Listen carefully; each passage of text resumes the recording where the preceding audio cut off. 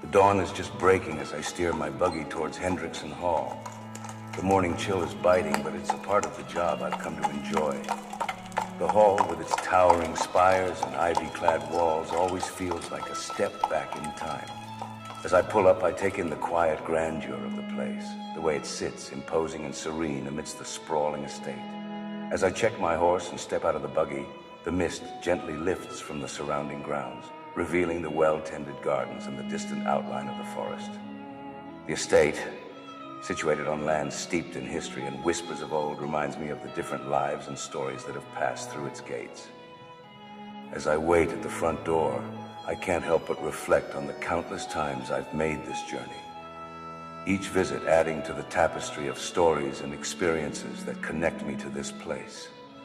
The hall isn't just a structure, it's a living part of the community. Its presence felt far beyond the wrought iron gates that guard its entrance. I'm greeted at the door by Mrs. Thornway. Her presence always brings a sense of order and calm.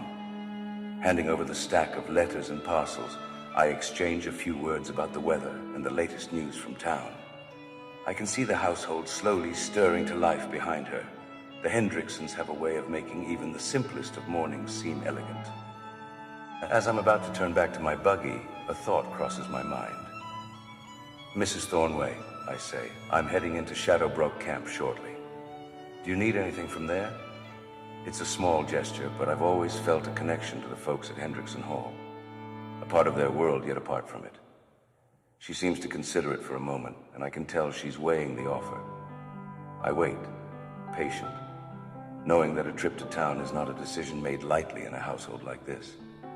The morning at Hendrickson Hall begins with the familiar sound of Johnny Bailey's buggy on the gravel drive.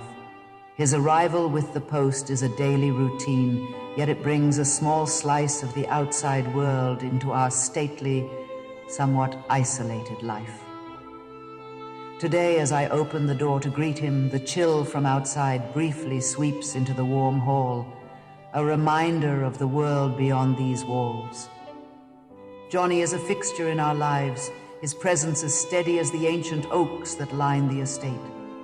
As he hands over the letters, his offer to take us into town catches me by surprise. It's an opportunity for Zariya to see more of the world, something I know she cherishes. I quickly weigh the decision, mindful of my responsibilities. Inviting Johnny in for a brief respite from the cold, I serve him coffee in the kitchen. The rich aroma fills the space, a stark contrast to the crisp winter air outside. These moments of warmth and casual conversation are rare and refreshing. Deciding to accept his offer, I prepare Zariya for the journey, ensuring she's dressed warmly against the winter's bite. The departure is swift, the buggy waits, the horse's breath visible in the cold air. As we set off, I feel a mixture of anticipation and responsibility. It's a simple journey to town, but for Zariya, each trip is a chance to learn and experience something new, a brief escape from the strictures of her life at the hall. Adeline, do you think we'll find the perfect ribbon for Beethoven today? I believe so, dear. The shops in town should have just what we need, and perhaps a treat for ourselves as well. The horse-drawn buggy, freshly adorned with a layer of snow, stood ready, its wooden wheels creaking as it idled. Johnny Bailey, the reliable postman, held the reins and wore a warm smile as he helped Zariya and Adeline into the carriage. With a gentle nudge and a click of his tongue, Mr. Bailey urged the horses forward. The carriage rolled smoothly along the snow-covered path, the wheels crunching softly beneath it. Zariya and I peered around the picturesque landscape. The arrival of Johnny's buggy fills me with anticipation. The ride to Shadowbrook Camp is an adventure I always look forward to. As we leave the estate, I watch the familiar scenery of my home fade into the background, its stately charm giving way to the open skies and wide expanses of the countryside. The journey is a delightful blend of sights and sounds. The forest with its whispering pines and snow-covered paths is a world of wonder, so different from the manicured grounds of the estate. It's like a winter wonderland. It truly is, Miss Zariya. Witchcrest Peak wears her winter cloak with such elegance. The town of Shadowbrook Camp gradually came into view, nestled at the base of the towering old witch. The streets were bustling with townsfolk going about their daily routines, their breath forming clouds in the cold air. There's the market. Beethoven's ribbons must be there. Patience, my dear, we'll find the perfect one after we visit Aunt Tilly's place for stew and some warm bread. Mrs. Thornway, with a gentle hand on Zariya's shoulder, led her through the throngs of people. Their quest for the ribbon was soon successful, and Zariya clutched her prize, a beautifully crafted ribbon that she knew Beethoven would adore. Next on their agenda was a visit to Aunt Tilly's restaurant. The establishment, known throughout the camp for its hearty fare and welcoming atmosphere, was a stark contrast to the formal dining of Hendrickson Hall. As they entered, the warm aroma of stew and freshly baked bread enveloped them. Aunt Tilly, with her ever-present apron and warm smile, greeted them like family. Look what we have here. Come on in from the cold. The restaurant was a hub of activity, with miners and townsfolk enjoying their meals amidst lively conversations. Sitting at a cozy table, Zariya and Mrs. Thornway enjoyed the delicious stew and bread, savoring each bite. Aunt Tilly joined them, sharing news and gossip of the town, her stories painting a vivid picture of life in Shadowbrook Camp. Aunt Tilly, may I ask a favor? Yes, little one, what is it? We need to send Papa lunch at the mine. He forgets to eat when he's working. Zariya, darling, your father might be busy. We shouldn't disturb him. Let the child be, Adeline. She knows her father. Garçon, pack up the stew and cornbread. Add some lemonade, too. The runner hastens to assemble the meal, while Adeline watches, a mixture of concern and admiration in her eyes. The runner scurries to prepare the order as Aunt Tilly dictated the items. A steaming bowl of her famous witchcrest stew, hearty and filling, perfect for a hard-working man. A golden slice of cornbread, butter melting into its warm crevices, and a refreshing jar of homemade lemonade. All set, ma'am. Tell him, Miss Zariya insists, and make sure he eats it all. Aunt Tilly excuses herself after the garçon is sent off, and she returns to the kitchen briefly to talk to her sous chef, Samuel. You see that little one? She's got more heart than most folks twice her size. Reminds me of this town when it was just starting, full of hope and stubbornness. She's special, Aunt Tilly. She is. Keeps her father on his toes, keeps all of us on our toes. She's the kind of spark Shadowbrook Camp needs. Makes me think we're doing something right around here. Ain't that the truth, boss? Her kindness spreads like wildfire. Well, we've got a busy day ahead of us. Those miners are always hungry for something hearty. That's for sure, boss. The stew and pies are the crowd favorites, especially in this weather. You got that right. Let's make sure that stew simmers to perfection and them pies come out of the oven piping hot. Wouldn't want to disappoint our regulars. Don't you worry, Tilly. I've got the recipes down to a science. They'll be singing our praises down at the mines. That's what I like to hear. And while you're at it, let's stock up on those biscuits. The miners love dunking them in their coffee. Biscuits it is. I'll make a fresh batch just before the lunch rush. After their warm and delightful visit at Aunt Tilly's restaurant, Zariya and Mrs. Thornway made their way to a dressmaker's shop. It was on a frost-kissed morning when the sky was as clear as the crystal waters of Cobalt Cavern Lake that an exciting stir fluttered through our town. A messenger, looking like a brave knight from the stories, rode in on a horse that puffed clouds of steam. Clutched in his gloved hand was a letter, sealed with a grand wax stamp, showing a mighty lion and a clever raven, the symbols of my daddy, Mr. Reinhardt Hendrickson. I peered out from the shop window, my eyes wide with curiosity, as the sheriff, standing tall and dignified, received the missive in the town square. The townsfolk, their faces lit with anticipation, gathered around, eager to hear the news. With a voice steady and clear, the sheriff broke the seal, revealing the proud lion and the cunning raven. Good people of Shadowbrook Camp, I have a message for the entire town. Let it be known that Mr. Reinhardt Hendrickson, our esteemed benefactor and the owner of the Hendrickson Mining Corporation, invites one and all to partake in a Yuletide gala of unparalleled delight. This grand Christmas soiree shall be held at the illustrious Hendrickson Hall on the eve of December 12th. Prepare yourselves for an evening of sumptuous feasts where our beloved Aunt Tilly's renowned culinary skills will tantalize your taste buds, and the local butcher, Mr. Thomas, promises a spread of succulent meats to warm your bellies in this cold winter. Behold the spectacle of a lifetime with props and furniture crafted by none other than our skilled carpenter, Mr. Jonathan Mackenzie, and draperies of the finest fabric imported from distant Europe, brought forth by the diligent hands of our local seamstress, Mrs. Abigail Fletcher.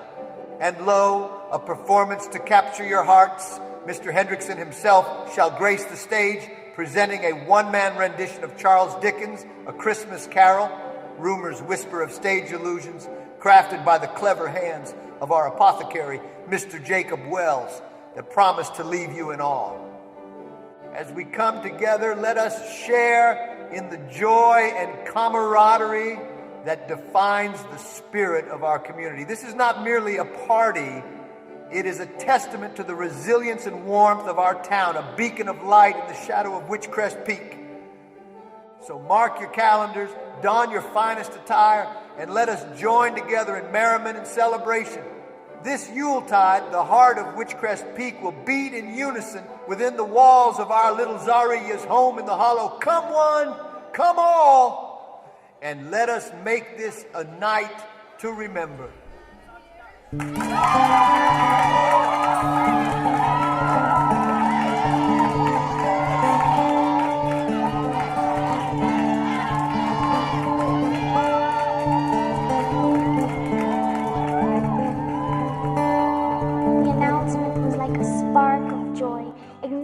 Excitement in every heart, whispers of a night filled with feasting, laughter, and music danced through the crowd. I clapped my hands in delight, imagining our grand hall adorned with festive decorations, the air filled with the melody of Christmas songs, and tables laden with treats.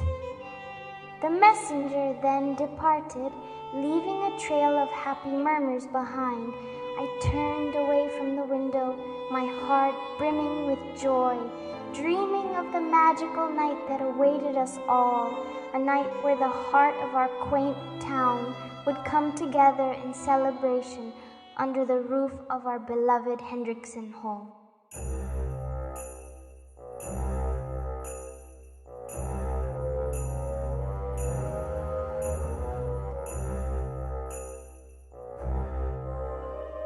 Welcome to Zariya Hollow, where the mountain stands sentinel in the moonlight, and whispers of the past reverberate through the chilling winter air.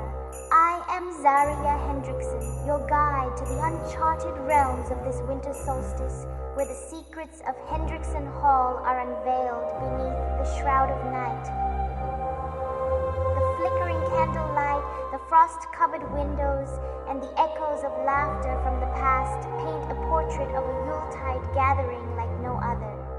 Join me on this dark winter journey as we unlock the stories that haunt this night in the house, where the boundaries between the living and the departed blur, and the echoes of history resonate through the frosty stillness.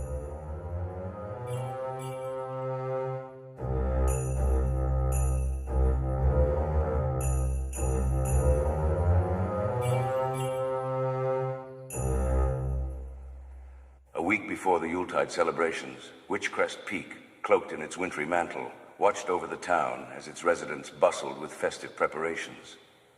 Each character in this quaint Northern Californian town contributed a unique touch to the holiday spirit.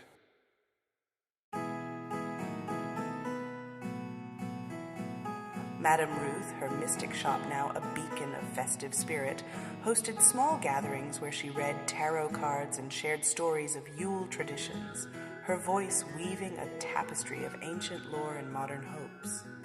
She and Esme Levine, the opera singer, collaborated on a special performance that blended music with mysticism, creating an enchanting event that promised to be one of the highlights of the holiday season.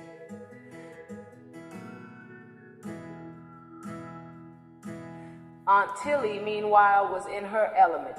Her eatery was more than just a place for food. It was a hub of community warmth. Her plans for the festive feast grew each day, with neighbors volunteering to help. She envisioned a banquet that would not only fill stomachs, but also hearts, especially for those who face the holiday season with less. Widow Parker, with her knitted gifts, visited families around town, distributing warmth, both literal and figurative. Her acts of kindness were small ripples that created waves of goodwill throughout the community. In the quiet corners of my apothecary shop, amidst the clinking of glass bottles and the rustling of dried herbs, I've been working on something rather unusual these past few weeks. Mr. Hendrickson, a man of peculiar tastes and grand ideas, approached me with a request most extraordinary. He sought chemicals and concoctions not for healing or soothing, but for the art of illusion, for creating fog that creeps and fire that dazzles without harm. As I mix and measure, I can't help but wonder at the spectacle he plans to unveil at the Christmas celebration. My shop, usually a place of remedies and cures, has become a workshop of theatrical magic. The thought of my creations becoming part of a grand performance at little Miss Zariya's home in the Hollow excites me. It's not often that an apothecary gets to dabble in the world of theater and spectacle. And though I usually find comfort in the predictable reactions of my compounds, there's a thrill in knowing they'll contribute to something that'll ignite wonder and awe in the hearts of the townsfolk. Dr. and Mrs. Peabody's toy drive was a resounding success. The couple worked tirelessly.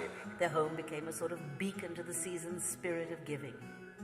Children peeked in with wide-eyed wonder, knowing that Christmas morning would bring joy and surprises.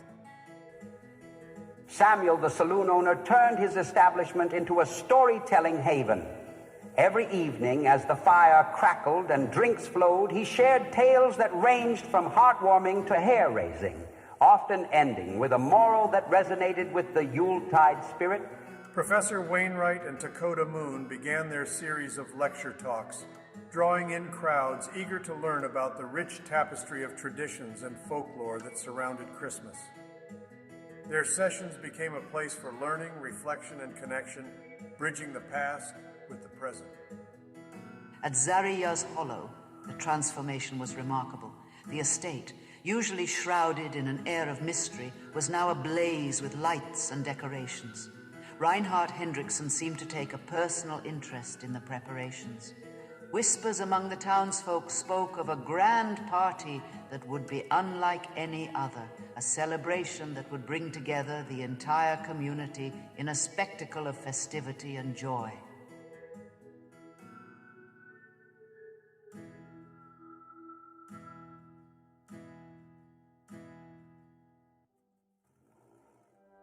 Every chip of wood, every stroke of the saw, it's all got to be perfect. Mr. Hendrickson, he's got this grand vision for a Christmas carol, and he's trusting me to bring it to life. It's not just about building a set, it's about crafting a world. The chair for Scrooge, now that's a challenge, has to look stern and unwelcoming, just like Scrooge himself. But I'm not just a carpenter, am I? I'm a creator of worlds. And this Christmas, I'm going to give them something that'll make their eyes wide with wonder. The sound of my hammer, the scent of fresh wood. It's like a symphony, a prelude to the magic we're about to unveil.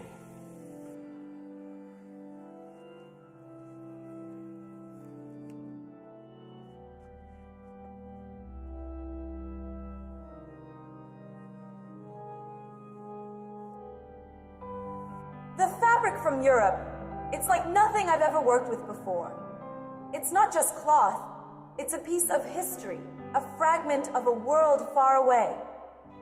As I stitch and sew, I imagine the grand hall transforming, the draperies cascading down like waterfalls of silk and velvet.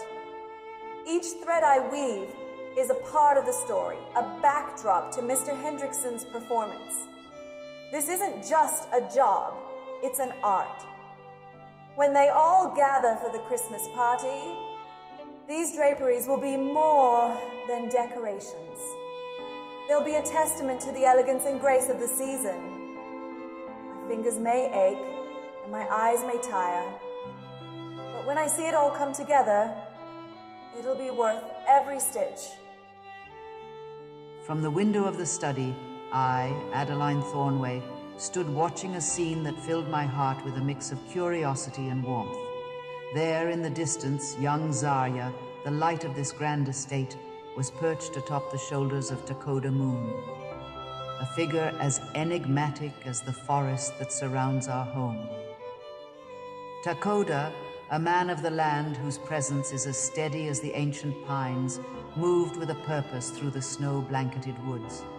Zariya, wrapped in her thick cloak, seemed to be the embodiment of youthful exuberance and excitement. Her laughter, even from this distance, was a melody that broke the stillness of the winter air. As I watched, a smile found its way to my face. It was rare to witness such a bond, the wise, quiet Takoda and our vibrant Zariya. The sight was a stark contrast to the usual solitude of his nature. Zariya leaned in, speaking earnestly to Takoda, her hand gestures animated, painting pictures in the air. Takoda, a silent sentinel, listened intently, nodding in agreement to the words I could not hear. This unusual alliance between the young and the old, the imaginative and the wise, sparked a sense of intrigue. What could they be planning? Zariya's eyes sparkled with a secret, and Takoda, a willing accomplice in her mysterious plan, added to the intrigue that was building around the Hendrickson household as the Yuletide celebration drew near. From my vantage point, I could only speculate about their whispers and nods. It was clear that Zariya, with her boundless creativity, had drawn Takoda into a scheme that was sure to add an element of wonder to our upcoming festivities. I turned from the window, my heart lighter, imagining the possibilities that these two could conjure for the eagerly awaited celebration.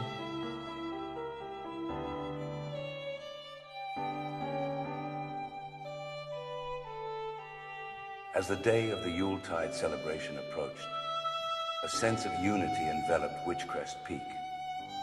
Neighbors helped each other with decorations, shared recipes, and exchanged small gifts. It was a time when the cold, snowy backdrop was warmed by the glow of community and the anticipation of shared joy.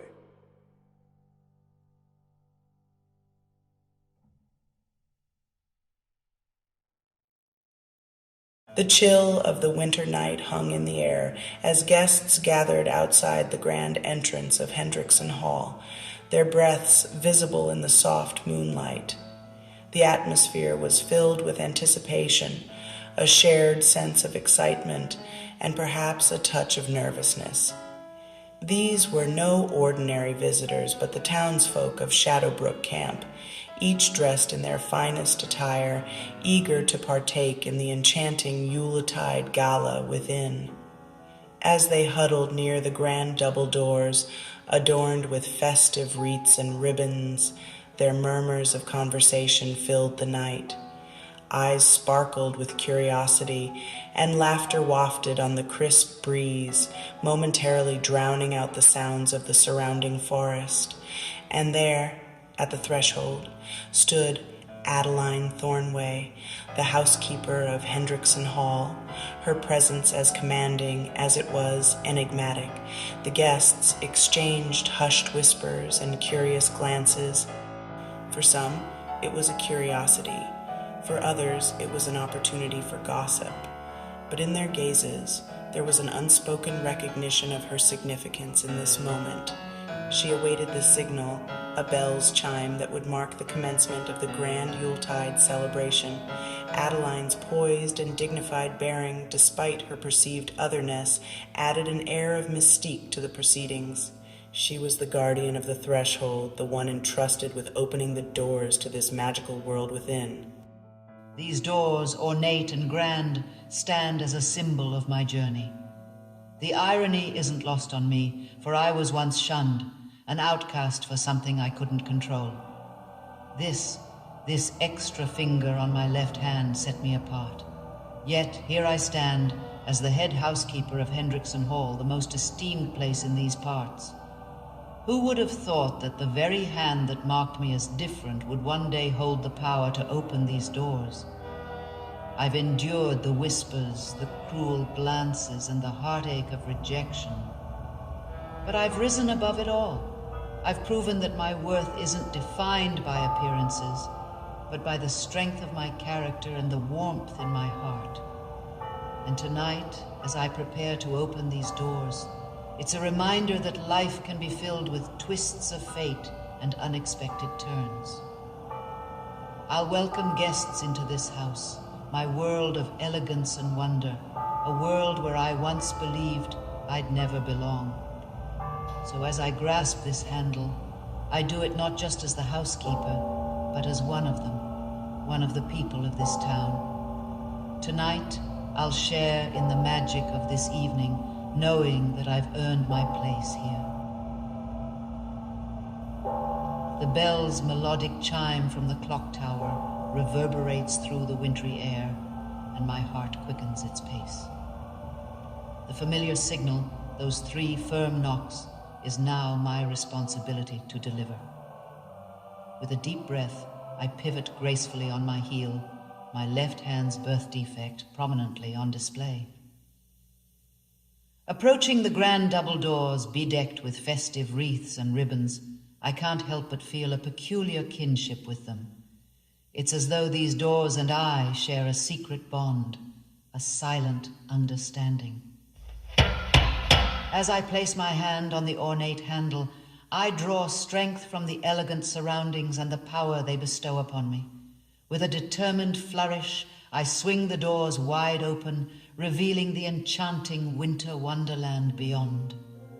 The gaslight chandeliers above cast a warm, inviting glow, and garlands of evergreen and holly wind their way around banisters and balustrades, adding a touch of holiday magic.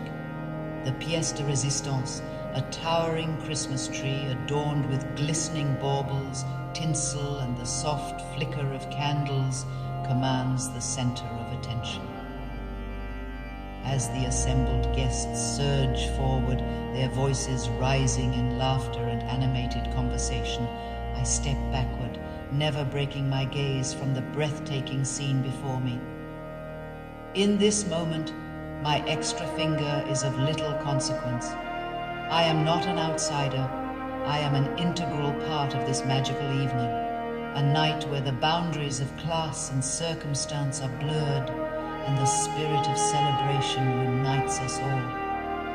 In the glow of this enchanting Yuletide soiree, I stand tall, knowing that the doors to Hendrickson Hall have been opened, not just to the guests, but to the promise of joy, unity, and enduring memories. Bless my soul. Would you look at this? It's like we've stepped into a tale spun by the finest storyteller.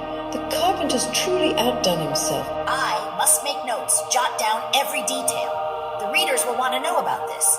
It's as if the grand hall has become a canvas, painted with the spirit of the season. Ah, the joy of Christmas, my dear friends. It warms my heart to see the community come together, like a tapestry woven with threads of love and goodwill. Oh, Hiram, look! It's like a magical village under the tree. Can we have one at home next year? Well, it's a sight to behold, isn't it? If this ain't the most cheerful Christmas I've seen, then I don't know what is. They say the carpenter's hands can shape iron into anything, but he shaped our hearts into something beautiful tonight. Life and death, joy and sorrow, all under one roof. In this moment, it feels as if even the departed souls are here, smiling upon us. This beats any day down in the mines, I tell you. Raise your glasses, everyone, to Mr. Hendrickson and his grand Christmas creation. Oh, my stars! Would you look at this? I dare say, it's like something out of a fairy tale. It's as if we've entered another world, one of pure enchantment. There's a gentle hum of merry voices, and I see guests mingling in their finest attire. Some are sipping on glasses of mulled wine, their cheeks rosy from the warmth. And, oh, the children. They're giggling and running about, their eyes wide with wonder at the festive splendor. Let's make our way up the grand staircase, my good friend. I hear there are more delights to behold. But before we ascend, take a moment to breathe in the scent of fresh pine and evergreen. It's like Christmas itself has come alive in this splendid mansion. And now, up we go, my dear friend.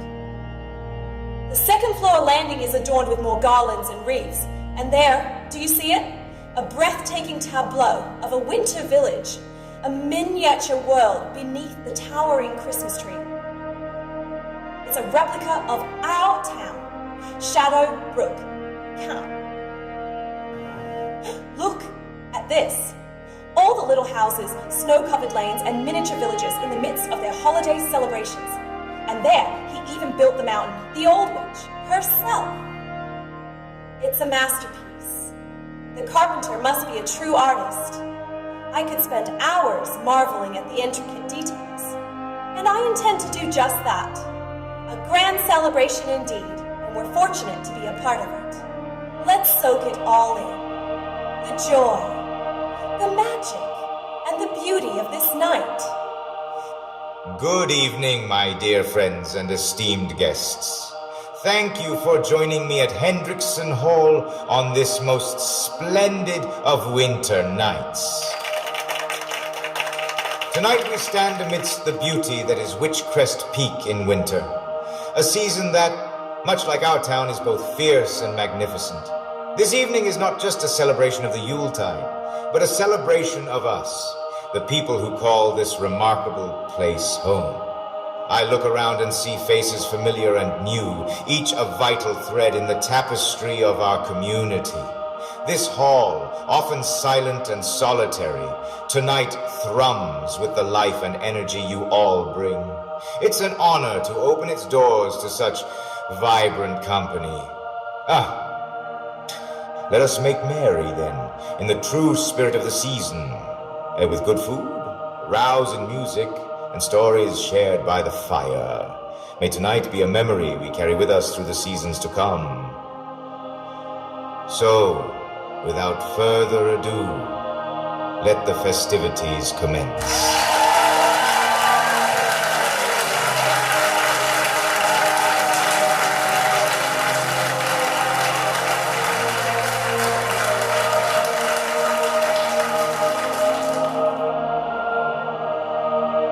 As I mingled through the crowd, the energy of the hall was palpable.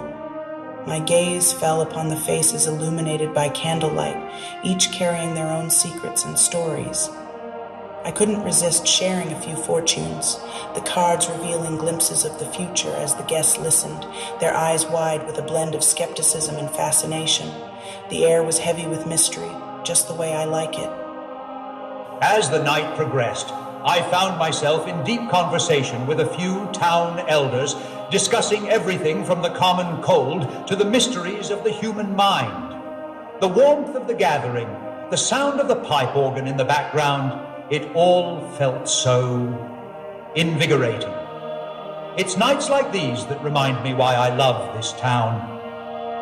Leaning against the wall, drink in hand, I watch the scenes unfold. The laughter, the dances, the small shared moments. Every so often someone would pull me into a tale or a joke.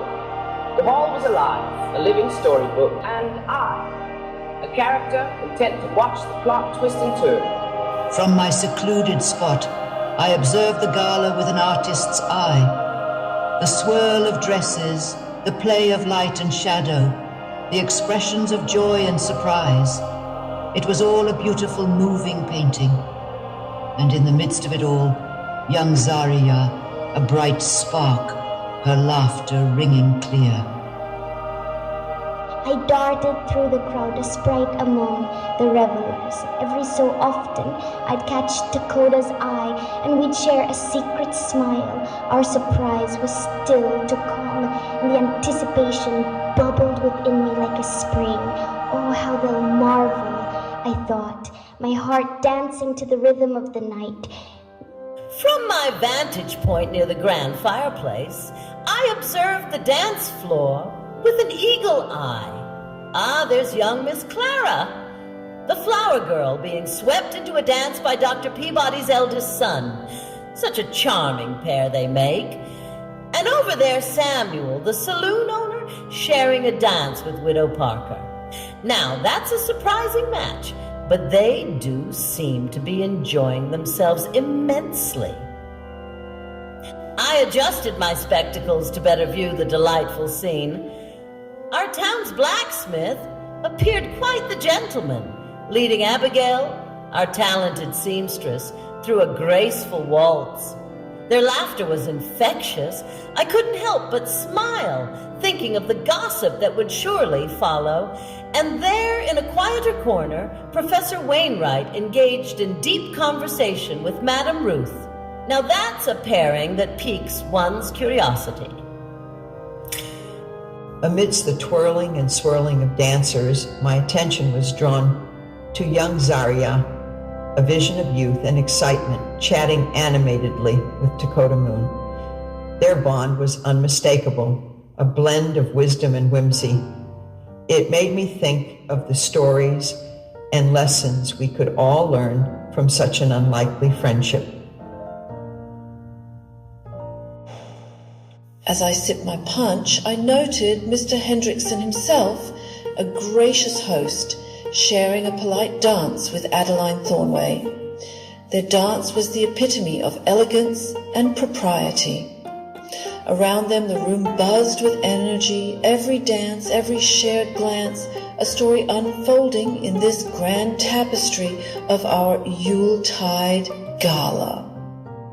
As the dinner hour arrives at the Yuletide Gala in Hendrickson Hall, the atmosphere shifts from lively mingling to a more structured yet equally festive setting.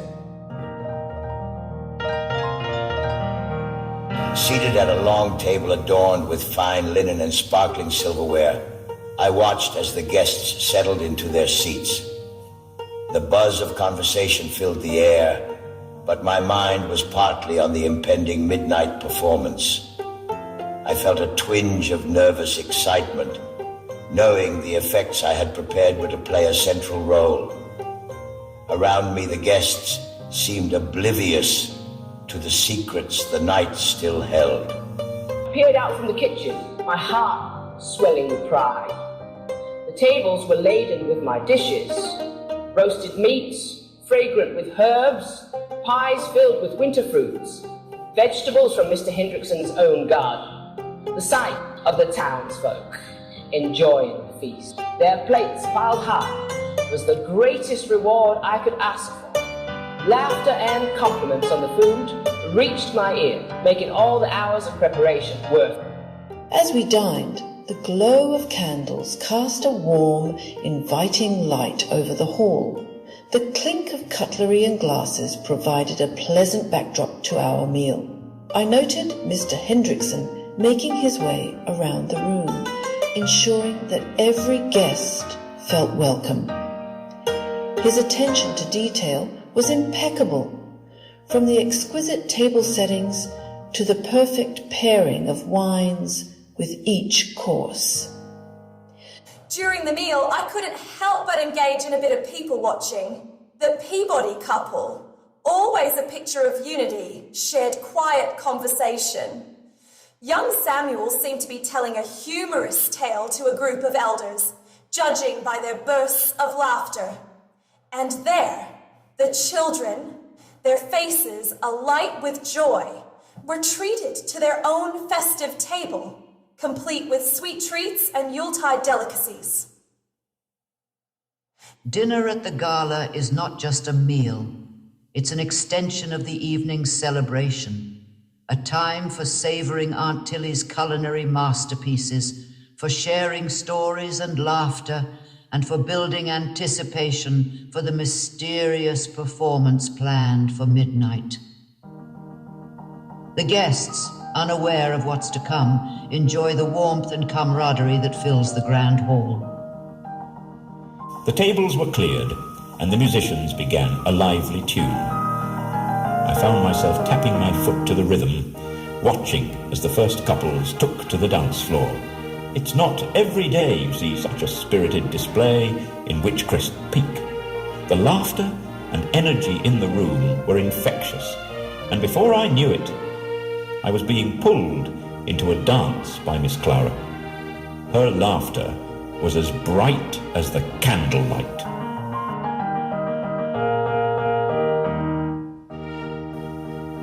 After dinner, the younger ones gathered around me, their eyes wide with curiosity. "Tell us a ghost story, Madame Ruth," they urged. So, by the light of the fireplace, I spun a tale of Yuletide spirits and mysteries of the winter solstice. The children hung on every word, their imaginations alight with the magic of the season.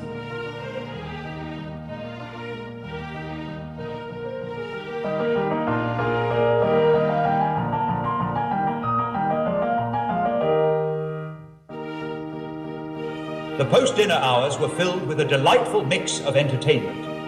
I watched as Professor Wainwright and Takoda Moon engaged a group in a lively discussion about Christmas folklore. Their tales were a fascinating blend of legend and history, captivating the guests with a sense of wonder about the traditions we hold dear. I found myself in a corner of the room, observing the joyous scene. The children played games of charades and blind man's bluff, their laughter echoing through the hall. It was heartwarming to see the adults joining in, shedding their usual reserve for a night of simple, unadulterated joy. Let us begin the tales. Who here has a thrilling story to tell? Evening, folks. I've got a tale for you, one that's as much a part of my saloon as the whiskey we serve. It's about how those old paintings came to adorn our walls. Some years back, I took to collecting old-fashioned frames, always on the lookout for something unique to spruce up the saloon. I didn't care much for the paintings inside. As a hobbyist painter, I fancied replacing them with my own creations, something that matched their style and history. One winter, right before Christmas, I found a curious, dilapidated frame in a dustbin. The gilding was almost gone, and it was in a sorry state, but it had character. Inside was a badly painted portrait, something amateurish, but the frame was a beauty. I brought it back here to the saloon, planning to work on it over the holidays. On Christmas Eve, I finally got to it. I started cleaning it up, and it was quite the task, let me tell you. The frame cleaned up nice, but the painting, it was a ghastly thing. A crudely done portrait of a publican, you know, a pub owner like me. But this one, folks, was all bloated and garish. But then something caught my eye beneath the layers of paint. There seemed to be another picture, something hidden. Curiosity got the better of me, and I started to remove the top layers. It was slow, delicate work, and by midnight, I had uncovered something astonishing. Underneath that vulgar portrait was another. A bust of a young woman painted so masterfully it could have been done by Moroni himself. Her face and neck were pale, almost colorless, and her eyes, they were like dark caverns. The background was a deep, suggestive space. The dress, rich velvet. It was hauntingly beautiful, yet eerie. But that wasn't the end of it. The frame, upon closer inspection, had a design that seemed to tell a story of life and death, snakes and bones woven into a macabre pattern. It sent a chill down my spine. I sat there staring at the painting, feeling a strange influence over me. It was as if the eyes of the woman were drawing me in, absorbing my very soul. I dreamt that night a dream so vivid it felt real. The woman stepping out of the painting, approaching me with a ghostly presence. I woke with a start, the saloon's gas light still burning bright. The picture had changed, the woman's cheeks flushed, her lips red as if alive. In a frenzy, I destroyed the painting, fed it to the stove, watching it burn with a mix of horror and relief. And the frame, it's still here in the saloon, but I've never had the courage to paint another picture for it. Well, Mr. Hendrickson, there was this peculiar case, quite unlike any I've ever encountered. It began with a Mr. Tolson, who approached me with a most unusual request. He wanted to be fully anesthetized at a precise time, with no operation involved. His reasoning was eccentric. He was engaged in some esoteric research into the relation of space-time and the unconscious. He aimed to record his impressions before and after being anesthetized to validate his scientific theories. At first, I was hesitant, considering the ethical implications and the potential risks. But Mr. Tolson was insistent, providing references and agreeing to a thorough medical examination. He had initially arranged for another anesthetist, but due to unforeseen circumstances, he turned to me. The day came, and I administered the anesthetic as agreed, with my niece, a trained nurse, by my side. The procedure seemed routine until Mr. Tolson regained consciousness. His reaction was unsettling. He spoke of bizarre, otherworldly experiences, of traversing unknown realms that defied the very laws of nature. His descriptions were vivid, filled with cosmic landscapes and encounters with entities beyond our comprehension. It was as if he had glimpsed into realms beyond the veil of our reality. Following the incident, Mr. Tolson's behavior became increasingly erratic. He claimed that his experiment had unveiled truths too profound and terrifying for the human mind to grasp. His research, he insisted, had exposed him to cosmic horrors that haunted his every waking moment. The case of Mr. Tolson remains a mystery. Whether his experience was a product of the anesthetic, a psychological break, or something more, I cannot say. But it was a stark reminder of the fine line between scientific pursuit and the unknown realms that lie beyond our understanding.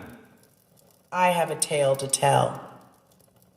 Imagine, if you will, a wild Christmas night in 1843 in the snug parlor of Andy Sweeney's homestead, where a gathering huddled close by the fire, grateful for the warmth and cheer amidst a raging storm outside. Mrs. Sweeney, looking out into the blizzard, uttered a prayer for any poor souls caught in the tempest, drawing the curtains tight against the howling wind. The Sweeney household was renowned for its hospitality, and that night, their oak table groaned under the weight of a bountiful feast. Mountains of roast beef, hills of potatoes, and an entire family of pies dressed in their crusty suits adorned the table, bringing joy and light to that frozen night. But outside, the storm raged on, transforming the moorland into a wintry abyss, where the signpost at the 4 crossroads, a mundane thing in normal weather, now loomed like a monstrous specter with hideous reaching arms. In the midst of their merriment, their sanctuary of warmth and laughter, a cry pierced the night, a cry of anguish that stilled every heart in the room. It was a human voice, desperate and fearful, seeking shelter from the storm. Andy Sweeney flung the door open, and a beam of light cut through the tempest, revealing a young man, a stranger, fleeing towards the house. He collapsed upon the threshold, seeking refuge in the Sweeney's welcoming home. This young man, an English gentleman by his attire, recounted his harrowing experience. Lost in the storm, he wandered off the road, his strength waning, his mind teetering on the brink of despair. In his darkest moment, he encountered a figure clad in black, a mysterious stranger who offered him a devilish game of cards at the crossroads, with stakes far beyond mere gold. The tale grew more macabre as the stranger described his ordeal, playing cards with this sinister figure under the ghostly light of a lantern, on a milestone that seemed more like a gravestone. The game, he claimed, was not just for money, but for his very soul. As the stranger played for his life, he glimpsed something terrifying, a cloven hoof beneath the hem of the man in black's cloak, revealing the true nature of his opponent. In a moment of terror and clarity, he fled, escaping the clutches of what he believed to be the devil himself. The tale ended with the stranger safe within the Sweeney's home, but the mystery of that night at the crossroads lingered, leaving the listeners to wonder whether it was a brush with the supernatural or a trick of the mind brought on by the storm. Ah, what a sight this Yule celebration is! The grand hall of the Hendrickson house, transformed into a festive wonderland, teeming with the joyous faces of Shadowbrook Camp's townsfolk. Ladies and gentlemen, as we journey through this season of giving, we must remember the fine line between desire and despair. Tonight, let us delve into a tale where the pursuit of the perfect gift leads to the darkest of paths, to murder. Join us as we reenact the chilling story of Markheim. Tonight, on this cold evening, we step into a tale of moral quandary where the pursuit of the perfect gift crosses into the realm of the unspeakable. We see Mr. Markheim, portrayed by our own John Sadler, return to a familiar antique shop, a setting no different from tonight. His visit tonight is fraught with darker intentions, a stark contrast to the festive spirits around us. John Sadler steps forward, embodying the conflicted character of Markheim. Beside him, Clarence Mims, known to many as the insightful bookseller, assumes another pivotal role. Their presence brings the story to life, stirring a sense of eerie realism in the hall. Markheim's heart is a battleground of desire and despair, his actions tonight set to change the course of his life forever. Let us watch as he navigates through his own shadowed psyche on a quest that takes him far beyond the mere position of the Christmas gift. The weight of my choices, the depths to which I've sunk, all for the sake of a gift, a token of love now tainted with blood.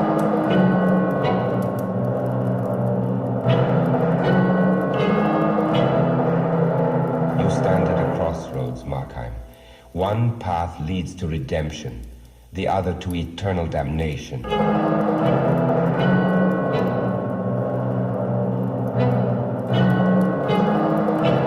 Remarkable, isn't it, how Reinhardt weaves this tale of moral quandary? It's as if he's holding up a mirror to our own souls, showing us the darkness that can lurk within. Indeed, Dr. Peabody. It's a chilling reminder of what one can become in the pursuit of desire. Then our own Mr. Jonathan Mackenzie stood, putting on a pair of spectacles, acting the part of an antique dealer. Markheim. Yes, our windfalls are of various kinds. Some customers are ignorant, and then I touch a dividend on my superior knowledge. Some are dishonest, and, in that case, I profit by my virtue. Markheim had but just entered from the daylight streets, and his eyes had not yet grown familiar with the mingled shine and darkness in the shop. At these pointed words, and before the near presence of the flame, he blinked painfully and looked aside. You, come to me on Christmas Day, when you know that I am alone in my house, put up my shutters, and make a point of refusing business. Well, you will have to pay for that. You will have to pay for my loss of time, when I should be balancing my books. You will have to pay besides for a kind of manner that I remark in you today very strongly. I, sir, am the essence of discretion, and ask no awkward questions. But when a customer cannot look me in the eye, he has to pay for it. You can give, as usual, a clear account of how you came into the possession of the object. Still your uncle's cabinet? A remarkable collector, sir. And the little pale, round-shouldered dealer stood almost on tiptoe, looking over the top of his gold spectacles and nodding his head with every mark of disbelief. Markheim returned his gaze with one of infinite pity and a touch of horror. This time, you are in error. I have not come to sell, but to buy. I have no curios to dispose of. My uncle's cabinet is bare to the wainscot. Even were it still intact, I have done well on the stock exchange, and should more likely add to it than otherwise. And my errand today is simplicity itself. I seek a Christmas present for a lady, and certainly I owe you every excuse for thus disturbing you upon so small a matter. But the thing was neglected yesterday. I must produce my little compliment at dinner, and, as you very well know, a rich marriage is not a thing to be neglected. There followed a pause, during which the dealer seemed to weigh this statement incredulously. The ticking of many clocks among the curious lumber of the shop and the faint rushing of the cabs in a near thoroughfare filled up the interval of silence. Well, sir, be it so. You are an old customer after all, and if, as you say, you have the chance of a good marriage, far be it from me to be an obstacle. Here is a nice thing for a lady now. This hand glass, 15th century warranted, comes from a good collection too, but I reserve the name in the interests of my customer, who was just like yourself, my dear sir, the nephew and sole heir of a remarkable collector. The dealer, while he thus ran on in his dry and biting voice, had stooped to take the object from its place, and, as he had done so, a shock had passed through Markheim, a start both of hand and foot, a sudden leap of many tumultuous passions to the face. It passed as swiftly as it came, and left no trace beyond a certain trembling of the hand that now received the glass. A looking glass? He said hoarsely, and then paused and repeated it more clearly. A looking glass for Christmas? Surely not. And why not? Why not a looking glass? Markheim was looking upon him with an indefinable expression. You ask me why not? Why, look here, look in it. Look at yourself. Do you like to see it? No, nor I, nor any man. The little man had jumped back when Markheim had so suddenly confronted him with the mirror. But now, perceiving there was nothing worse on hand, he chuckled. Your future lady, sir, must be pretty hard-favored. I ask you for a Christmas present, and you give me this damned reminder of years and sins and follies, this hand conscience. Did you mean it? Had you any thought in your mind? Tell me. It will be better for you if you do. Come, tell me about yourself. I hazard a guess now that you are in secret a very charitable man. The dealer looked closely at his companion. It was very odd. Markheim did not appear to be laughing. There was something in his face like an eager sparkle of hope, but nothing of mirth. What are you driving at? Not charitable? Not charitable, not pious, not scrupulous, unloving, unbeloved, a hand to get money, a safe to keep it? Is that all? Dear God, man, is that all? I will tell you what it is, but I see this is a love match of yours, and you have been drinking the lady's health. Have you been in love? Tell me about that. I in love? I never had the time, nor have I the time today for all this nonsense. Will you take the glass? Where is the hurry? It is very pleasant to stand here talking, and life is so short and insecure that I would not hurry away from any pleasure, no, not even from so mild a one as this. We should rather cling to what little we can get, like a man at a cliff's edge. Every second is a cliff if you think upon it, a cliff a mile high, high enough if we fall, to dash us out of every feature of humanity. Hence it is best to talk pleasantly. Let us talk of each other. Why should we wear this mask? Let us be confidential. Who knows? We might become friends. I have just one word to say to you. Either make your purchase or walk out of my shop. True. Enough fooling, to business. Show me something else. The dealer stooped once more, this time to replace the glass upon the shelf, his thin blonde hair falling over his eyes as he did so. Markheim moved a little nearer, with one hand in the pocket of his greatcoat. He drew himself up and filled his lungs. At the same time, many different emotions were depicted together on his face. Terror, horror, and resolve. Fascination, and a physical repulsion. And through a haggard lift of his upper lip, his teeth looked out. This perhaps may suit. And then, as he began to re-arise, Markheim bounded from behind upon his victim. The long skewer-like dagger flashed and fell. The dealer struggled like a hen, striking his temple on the shelf, and then tumbled on the floor in a heap. Time had some score of small voices in that shop, some stately and slow as was becoming to their great age, others garrulous and hurried. All these told out the seconds in an intricate chorus of tickings. Then the passage of a lad's feet, heavily running on the pavement, broke in upon these smaller voices and startled Markheim into the consciousness of his surroundings. He looked about him awfully. The candle stood on the counter, its flame solemnly wagging in a draught, and by that inconsiderable movement, the whole room was filled with noiseless bustle and kept heaving like a sea, the tall shadows nodding, the gross blots of darkness swelling and dwindling as with respiration, the faces of the portraits and the china gods changing and wavering like images in water. The inner door stood ajar and peered into that leaguer of shadows with a long slit of daylight like a pointing finger. From these fear-stricken rovings, Markheim's eyes returned to the body of his victim, where it lay both humped and sprawling, incredibly small and strangely meaner than in life. In these poor, miserly clothes, in that ungainly attitude, the dealer lay like so much sawdust. Markheim had feared to see it, and lo, it was nothing. And yet, as he gazed, this bundle of old clothes and pool of blood began to find eloquent voices. There it must lie.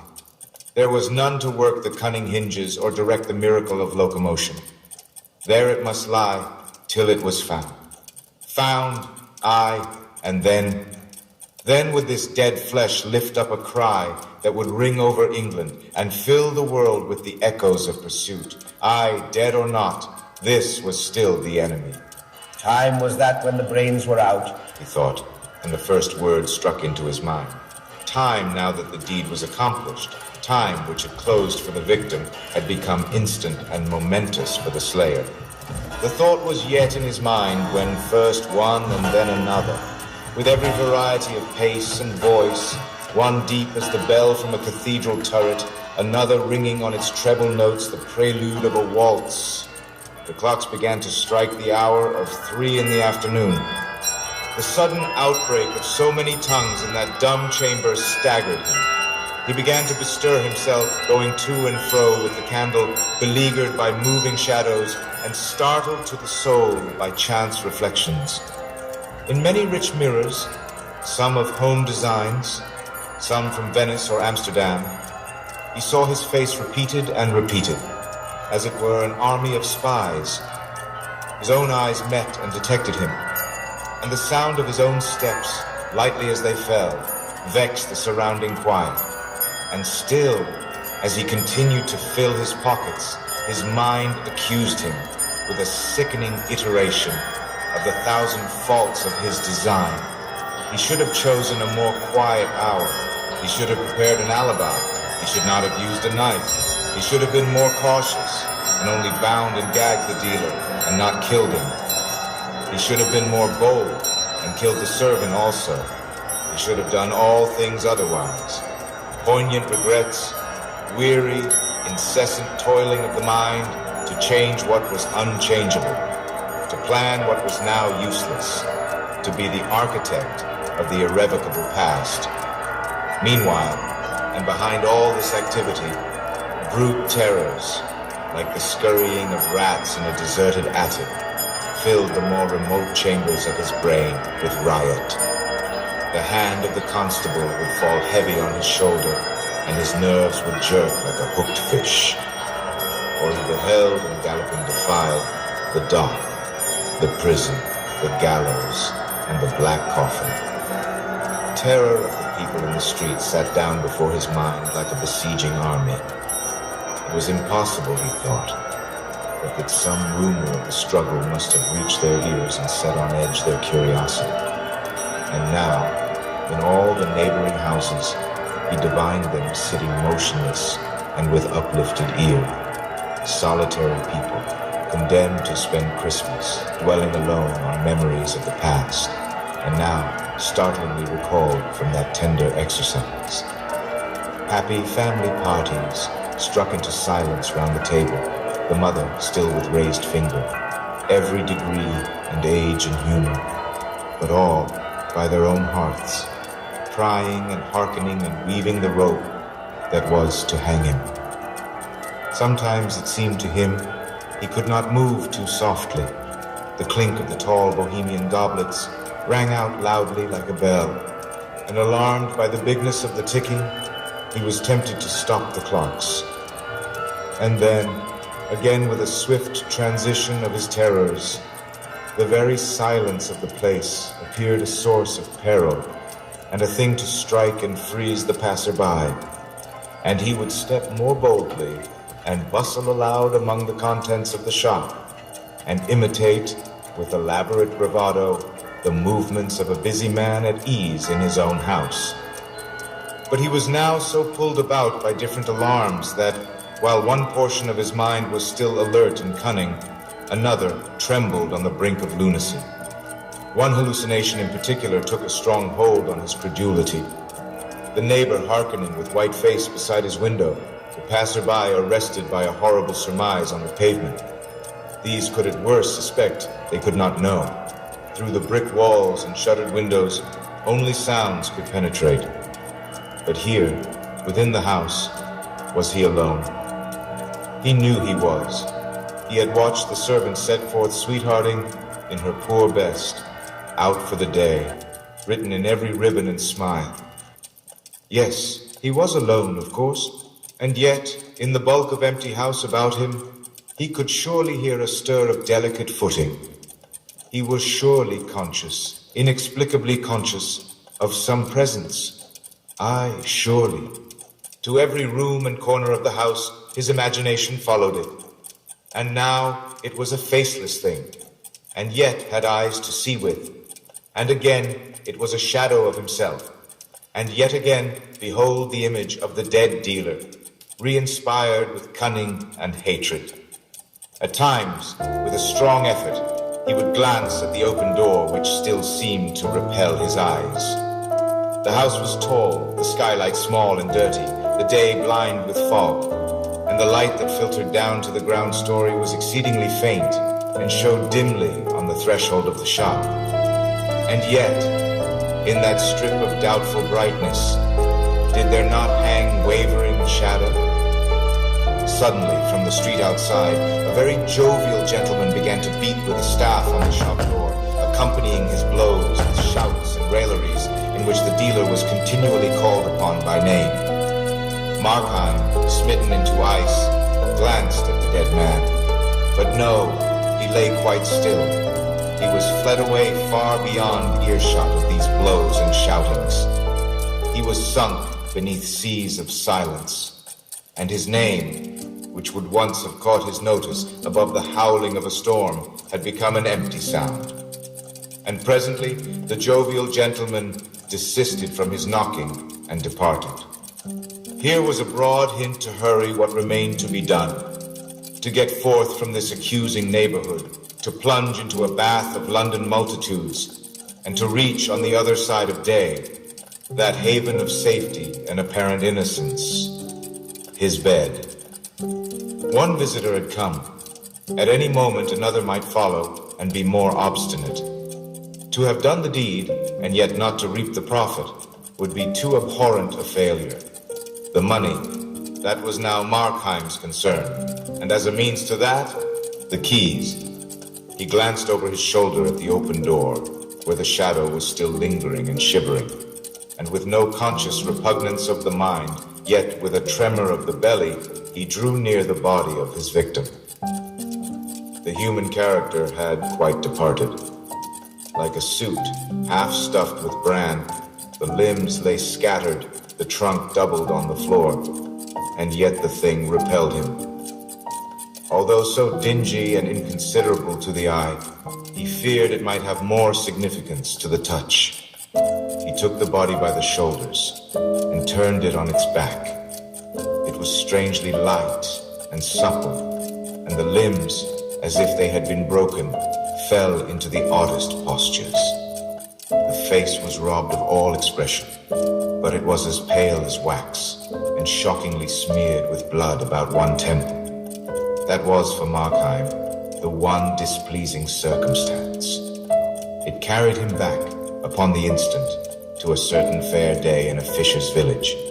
A grey day, a piping wind, a crowd upon the street, the blare of brasses, the booming of drums, the nasal voice of a ballad singer, and a boy going to and fro, buried overhead in the crowd and divided between interest and fear, until, coming out upon the chief place of concourse, he beheld a booth and a great screen with pictures, dismally designed, garishly colored, Brownrigg with her apprentice, the Mannings with their murdered guest, Weir in the death grip of Thurtell, and a score besides of famous crimes.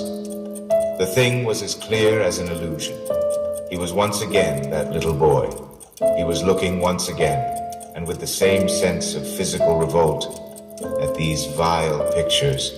He was still stunned by the thumping of the drums. A bar of that day's music returned upon his memory, and at that, for the first time, a qualm came over him, a breath of nausea, a sudden weakness of the joints, which he must instantly resist and conquer. He judged it more prudent to confront than to flee from these considerations, looking the more hardily in the dead face, bending his mind to realize the nature and greatness of his crime. So little a while ago, that face had moved with every change of sentiment, that pale mouth had spoken, that body had been all on fire with governable energies. And now, and by his act, that piece of life had been arrested, as the horologist, with interjected finger, arrests the beating of the clock. So he reasoned in vain. He could rise to no more remorseful consciousness. The same heart which had shuddered before the painted effigies of crime looked on its reality unmoved. At best, he felt a gleam of pity for one who had been endowed in vain with all those faculties that can make the world a garden of enchantment, one who had never lived and who was now dead. But of penitence, no, not a tremor. With that, shaking himself clear of these considerations, he found the keys and advanced toward the open door of the shop. Outside, it had begun to rain smartly, and the sound of the shower upon the roof had banished silence. Like some dripping cavern, the chambers of the house were haunted by an incessant echoing which filled the ear and mingled with the ticking of the clocks.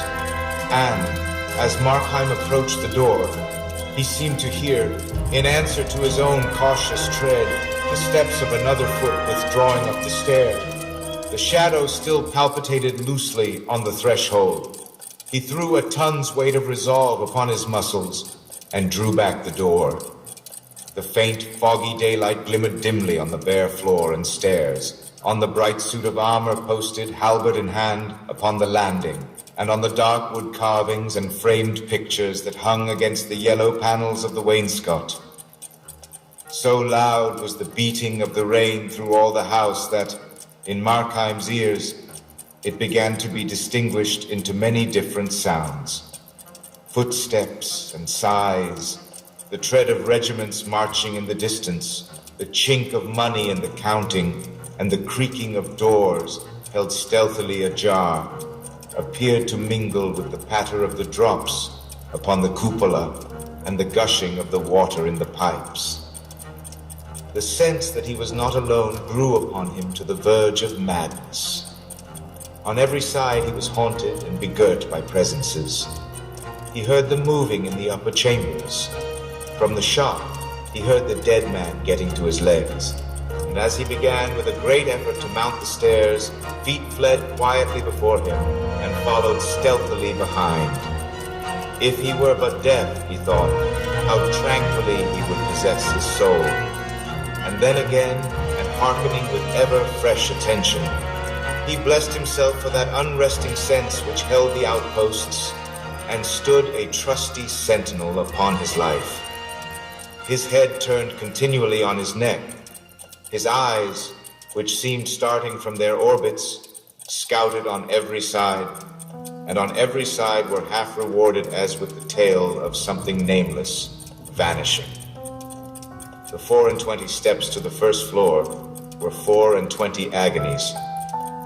On that first story, the doors stood ajar, 3 of them like 3 ambushes, shaking his nerves like the throats of cannon. He could never again, he felt, be sufficiently immured and fortified from men's observing eyes. He longed to be home, girt in by walls, buried among bedclothes, and invisible to all but God. And at that thought, he wondered a little, recollecting tales of other murderers and the fear they were said to entertain of heavenly avengers. It was not so, at least, with him. He feared the laws of nature, lest, in their callous and immutable procedure, they should preserve some damning evidence of his crime. He feared tenfold more, with a slavish, superstitious terror, some scission in the continuity of man's experience, some willful illegality of nature. He played a game of skill, depending on the rules, calculating consequence from cause. And what if nature, as the defeated tyrant overthrew the chessboard, should break the mold of their succession? The like had befallen Napoleon, so writers said, when the winter changed the time of its appearance. The like might befall Markheim. The solid walls might become transparent and reveal his doings like those of bees in a glass hive. The stout planks might yield under his foot like quicksands and detain him in their clutch. Aye, and there were soberer accidents that might destroy him. If, for instance, the house should fall and imprison him beside the body of his victim, or the house next door should fly on fire, and the firemen invade him from all sides. These things he feared. And, in a sense, these things might be called the hands of God reached forth against sin. But about God himself, he was at ease. His act was doubtless exceptional, but so were his excuses, which God knew. It was there, and not among men, that he felt sure of justice. When he got safe into the drawing room and shut the door behind him, he was aware of a respite from alarms. The room was quite dismantled, uncarpeted besides, and strewn with packing cases and incongruous furniture, several great pier glasses in which he beheld himself at various angles like an actor on a stage, many pictures, framed and unframed, standing with their faces to the wall, a fine Sheraton sideboard, a cabinet of marquetry, and a great old bed with tapestry hangings. The windows opened to the floor, but by great good fortune the lower part of the shutters had been closed, and this concealed him from the neighbors. Here, then, Markheim drew in a packing case before the cabinet and began to search among the keys. It was a long business, for there were many, and it was irksome besides, for, after all, there might be nothing in the cabinet, and time was on the wing. But the closeness of the occupation sobered him. With the tail of his eye, he saw the door, even glanced at it from time to time directly, like a besieged commander pleased to verify the good estate of his defenses. But in truth, he was at peace.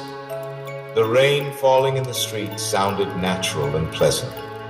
Presently, on the other side, The notes of a piano were wakened to the music of a hymn, and the voices of many children took up the air and words. How stately, how comfortable was the melody. How fresh the youthful voices. Markheim gave ear to it smilingly as he sorted out the keys, and his mind was thronged with answerable ideas and images.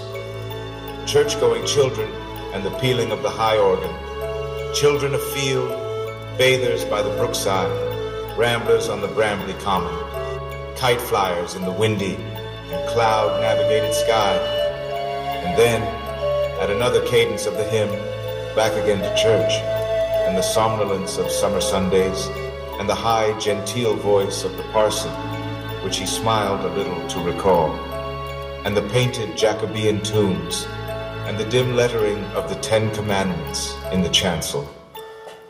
And as he sat thus, at once busy and absent, he was startled to his feet. A flash of ice, a flash of fire, a bursting gush of blood went over him, and then he stood transfixed and thrilling. A step mounted the stair slowly and steadily, and presently a hand was laid upon the knob, and the lock clicked, and the door opened. Fear held Markheim in a vice. What to expect he knew not, whether the dead man walking, or the official ministers of human justice, or some chance witness blindly stumbling in to consign him to the gallows. But when a face was thrust into the aperture, glanced round the room, looked at him, nodded, and smiled as if in friendly recognition, and then withdrew again, and the door closed behind it, his fear broke loose from his control in a hoarse cry. At the sound of this, the visitant returned. Did you call me? He asked pleasantly, and with that he entered the room and closed the door behind him. Markheim stood and gazed at him with all his eyes. Perhaps there was a film upon his sight, but the outlines of the newcomer seemed to change and waver like those of the idols in the wavering candlelight of the shop. And at times he thought he knew him, and at times he thought he bore a likeness to himself, and always, like a lump of living terror, there lay in his bosom the conviction that this thing was not of the earth and not of God. And yet the creature had a strange air of the commonplace as he stood looking on Markheim with a smile. And when he added, "You're looking for the money, I believe?" it was in the tones of everyday politeness. Markheim made no answer. "I should warn you that the maid has left her sweetheart earlier than usual and will soon be here. If Mr. Markheim is found in this house, I need not describe to him the consequences." "You know me?" "You have long been a favorite of mine, and I have long observed and often sought to help you." "What are you? The devil?" "What I may be cannot affect the service I propose to render you." "It can. It does. Be helped by you? No, never. Not by you. You do not know me yet. Thank God you do not know me." "I know you. I know you to the soul." "Know me? Who can do so? My life is but a travesty and slander on myself. I have lived to belie my nature. All men do. All men are better than this disguise that grows about and stifles them. You see each dragged away by life, like one whom bravos have seized and muffled in a cloak. If they had their own control, if you could see their faces, they would be altogether different. They would shine out for heroes and saints. I am worse than most. Myself is more overlaid. My excuse is known to me and God, but had I the time, I could disclose myself. To me? To you before all, I supposed you were intelligent. I thought since you exist, you would prove a reader of the heart, and yet you would propose to judge me by my acts. Think of it, my acts. I was born and I have lived in a land of giants. Giants have dragged me by the wrists since I was born out of my mother, the giants of circumstance, and you would judge me by my acts. But can you not look within? Can you not understand that evil is hateful to me? Can you not see within me the clear writing of conscience, never blurred by any willful sophistry, although too often disregarded? Can you not read me for a thing that surely must be common as humanity, the unwilling sinner? All this is very feelingly expressed, but it regards me not. These points of consistency are beyond my province, and I care not in the least by what compulsion you may have been dragged away, so as you are but carried in the right direction. But time flies. The servant delays, looking in the faces of the crowd and at the pictures on the hoardings. But still she keeps moving nearer. And remember, it is as if the gallows itself were striding toward you through the Christmas streets. Shall I help you? I, who know all. Shall I tell you where to find the money? For what price? I offer you the service for a Christmas gift. Markheim could not refrain from smiling with a kind of bitter triumph. No, I will take nothing at your hands. If I were dying of thirst and it was your hand that put the pitcher to my lips, I should find the courage to refuse. It may be credulous, but I will do nothing to commit myself to evil. I have no objection to a deathbed repentance. Because you disbelieve their efficacy? I do not say so. But I look on these things from a different side, and when the life is done, my interest falls. The man has lived to serve me, to spread black looks under color of religion, or to sow tares in the wheat field, as you do, in a course of weak compliance with desire. Now that he draws so near to his deliverance, he can add but one act of service, to repent, to die smiling, and thus to build up in confidence and hope the more timorous of my surviving followers. I am not so hard a master. Try me. Accept my help. Please yourself in life as you have done hitherto. Please yourself more amply. Spread your elbows at the board. And when the night begins to fall and the curtains to be drawn, I tell you, for your greater comfort, that you will find it even easy to compound your quarrel with your conscience and to make a truckling peace with God. I came but now from such a deathbed, and the room was full of sincere mourners, listening to the man's last words. And when I looked into that face, which had been set as a flint against mercy, I found it smiling with hope. And do you then suppose me such a creature? Do you think I have no more generous aspirations than to sin and sin and sin, and at last sneak into heaven? My heart rises at the thought. Is this then your experience of mankind? Or is it because you find me with red hands that you presume such baseness? And is this crime of murder indeed so impious as to dry up the very springs of good? Murder is to me no special category. All sins are murder, even all life is war. I behold your race, like starving mariners on a raft, plucking crusts out of the hands of famine and feeding on each other's lives. I follow sins beyond the moment of their acting. I find in all that the last consequence is death. And to my eyes, the pretty maid who thwarts her mother with such taking graces on a question of a ball drips no less visibly with human gore than such a murderer as yourself. Do I say that I follow sins? I follow virtues also. They differ not by the thickness of a nail.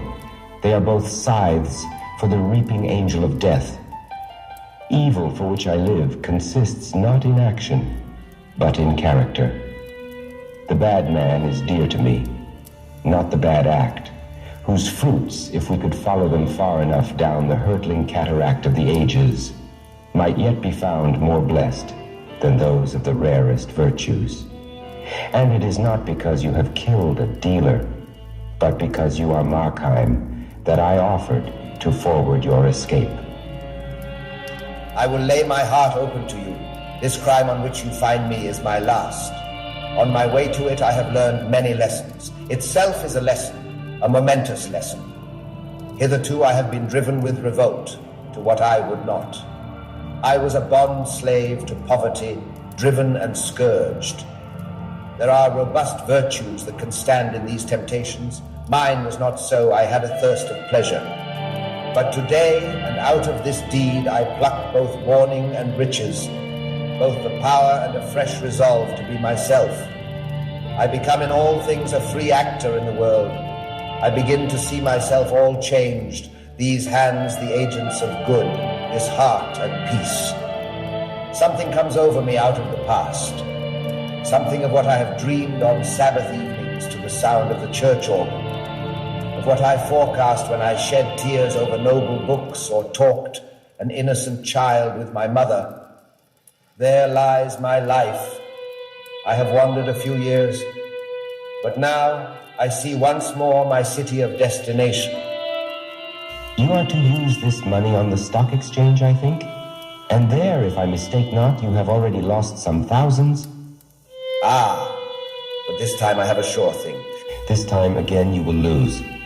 Ah, but I keep back the half. That also you will lose. Well then, what matter? Say it be lost. Say I am plunged again in poverty. Shall one part of me, and that the worse, continue until the end to override the better? Evil and good run strong in me, hailing me both ways. I do not love the one thing, I love all. I can conceive great deeds, renunciations, martyrdoms, and though I be fallen to such a crime as murder, pity is no stranger to my thoughts. I pity the poor, who knows their trials better than myself. I pity and help them. I prize love. I love honest laughter. There is no good thing nor true thing on earth, but I love it from my heart. And are my vices only to direct my life, and my virtues to lie without effect, like some passive lumber of the mind? Not so. Good also is a spring of acts.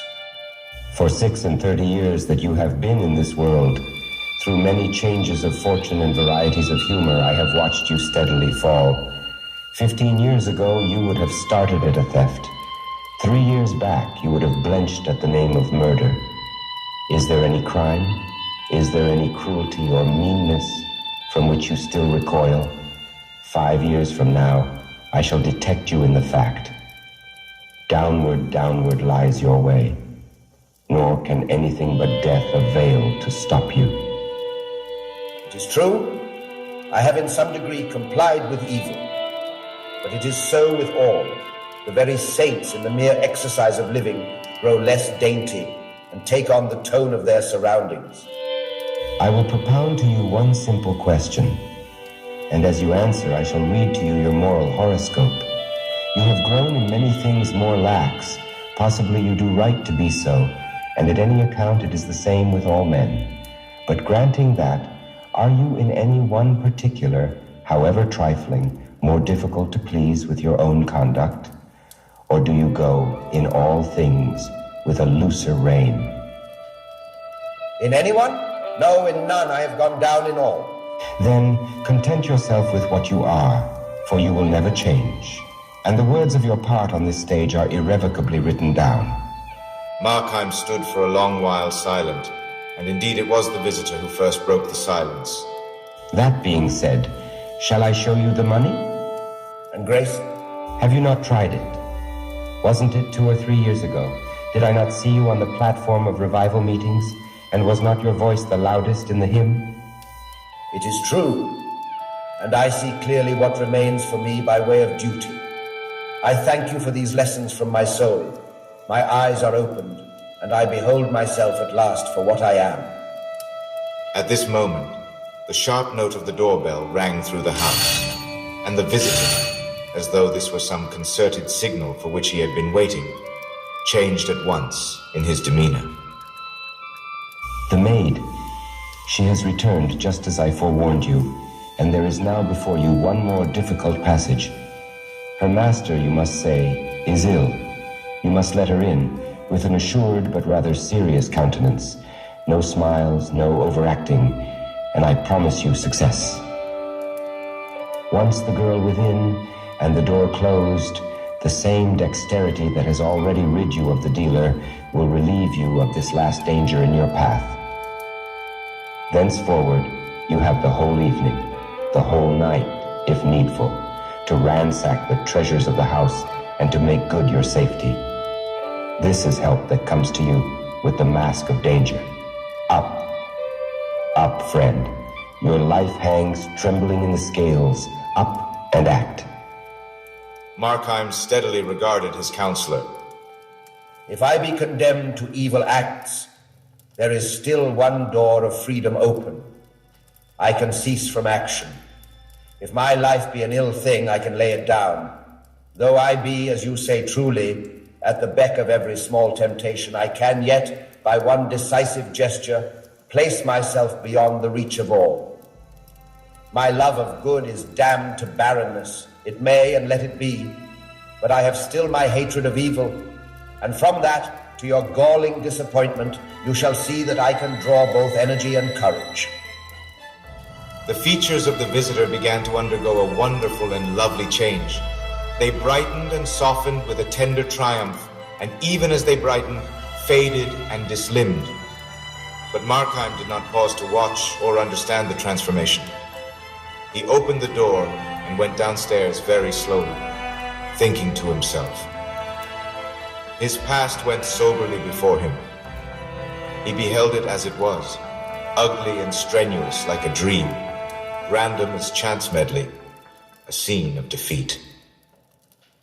Life, as he thus reviewed it, tempted him no longer, but on the farther side, he perceived a quiet haven for his bark.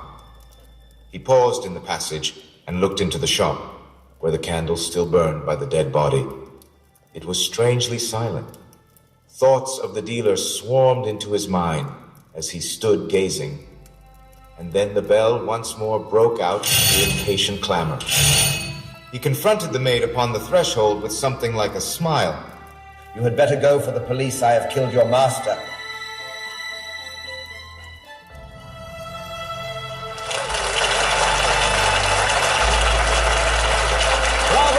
Such a poignant reminder of the human condition. This Yule celebration has proven to be much more than mere merriment. It's a contemplation of our very nature. The stories we tell, the characters we portray, they are but reflections of ourselves, our fears, our desires. And tonight, we have seen the depths to which these can take us.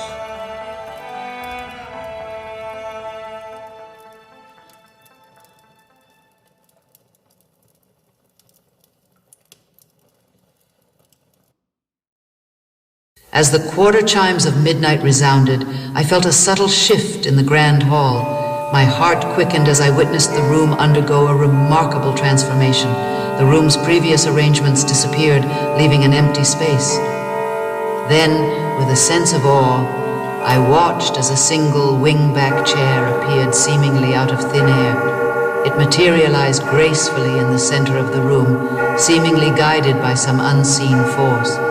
It stood alone, an island of comfort in the vastness of the grand hall. The table, candle, and the book, Charles Dickens's A Christmas Carol, also emerged, finding their designated places next to this chair. This exquisite seat had been specially commissioned from the skilled carpenter, a throne in its own right, for Mr. Hendrickson's portrayal of Ebenezer Scrooge. The grand hall itself effortlessly shifted into a perfect replica of Ebenezer Scrooge's office.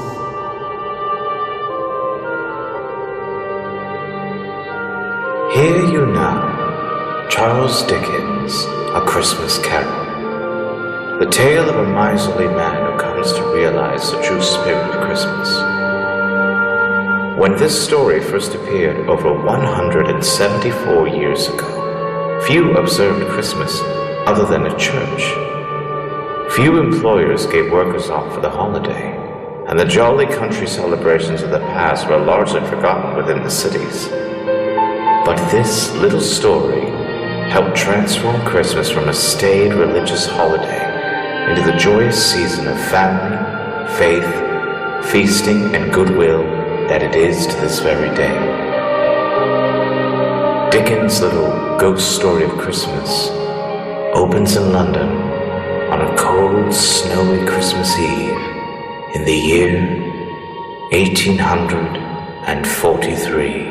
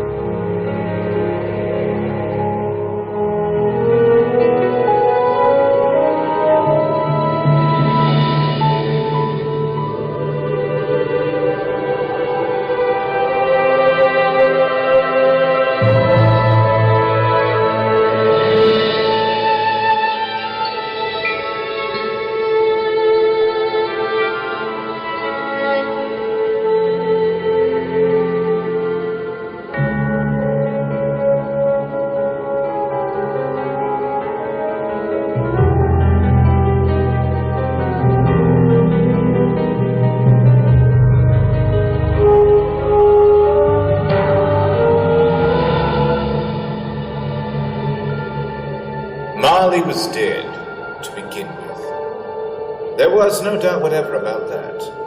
The register of his burial was signed by the clergyman, the clerk, the undertaker, and the chief mourner. Scrooge signed it, and Scrooge's name was good upon change for anything he chose to put his hand to. Old Marley was dead as a doornail. This must be distinctly understood, or nothing wonderful can come of the story I am about to relate. Scrooge knew he was dead? Well, of course he did. How could it be otherwise? Scrooge and he were partners for I don't know how many years. Scrooge was his sole executive, sole legatee, sole friend, and sole mourner. Scrooge never painted Marley's name off the sign over the warehouse door, and there it remained for years afterward. Scrooge and Marley.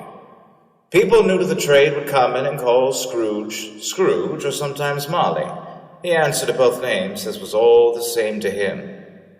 Ah, but he was a tight-fisted hand at the grindstone, Scrooge, a squeezing, wrenching, grasping, scraping, clutching, covetous old sinner, hard and sharp as flint, from which no steel had ever struck out generous fire, secretive and self-contained and solitary as an oyster. He carried his icy temperature with him everywhere. He iced his office in the dog days and didn't thaw them out 1 degree, even at Christmas. Once upon a time, in all the good days of the year, on Christmas Eve, Scrooge was busy in his counting house. It was cold, bleak, biting weather, and although it was only 4 o'clock, it was quite dark already. Fog had choked the streets, and lamplighters were escorting people to and fro.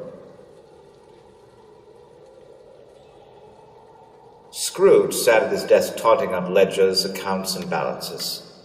The door to his office was open so that he'd keep an eye on his clerk, Bob Cratchit, who sat in a dismal little cell copying letters. Scrooge's office had a small fire of its own, but the clerk's fire was so small it was hardly worth mentioning. But the poor clerk never dared enter Scrooge's office to replenish it, for Scrooge kept the coal box in his office. For every time he tried, "Cratchit! What do you think you're doing? Another step and you'll find yourself without employment. Now get back to your station." So he placed his coat and scarf back on and used a candle to warm his fingers in between letters. "A Merry Christmas, Uncle Scrooge. God save you." "Ah, humbug. Christmas a humbug, Uncle. You don't believe that, I'm sure." "I do. Merry Christmas. What right have you to be merry? What reason have you to be merry? You're poor enough." "Come then, what reason have you to be dismal, morose? You're rich enough." "Don't you taunt me, Fred. Bah!" "Oh, come, don't be cross, Uncle. What else can I be when I live in such a world of fools as this? Merry Christmas, a pox upon Merry Christmas. What's Christmas time to you but a time for paying bills without money, a time for finding yourself a year older and not an hour richer? If I could work my will, every idiot who goes about with Merry Christmas on his lips should be boiled with his own pudding and then buried with a stake of holly through his heart."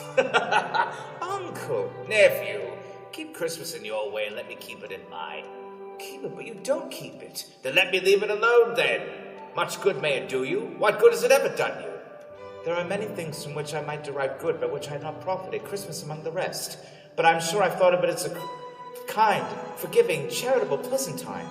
The only time I know of in which people open their hearts freely. And though it has never put a scrap of gold or silver in my pocket, I believe that it has done me good and will do me good. So I say, God bless it." The speech so moved Bob Cratchit that he forgot himself for a moment and applauded. "Cratchit! Another sound from you, and you'll keep Christmas by losing your position." "I'm sorry, sir."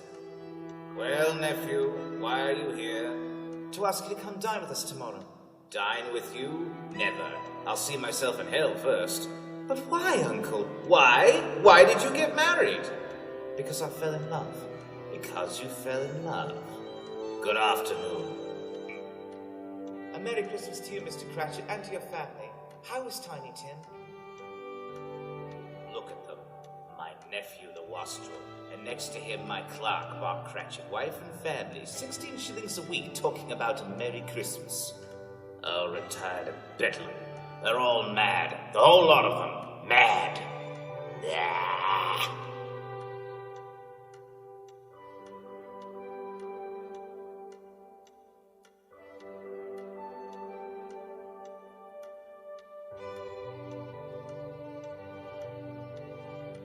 I'm sorry with all my heart to find you so resolute, but I'll keep my Christmas humor to the last. So a Merry Christmas, Uncle. Good afternoon. And a Happy New Year. Good afternoon.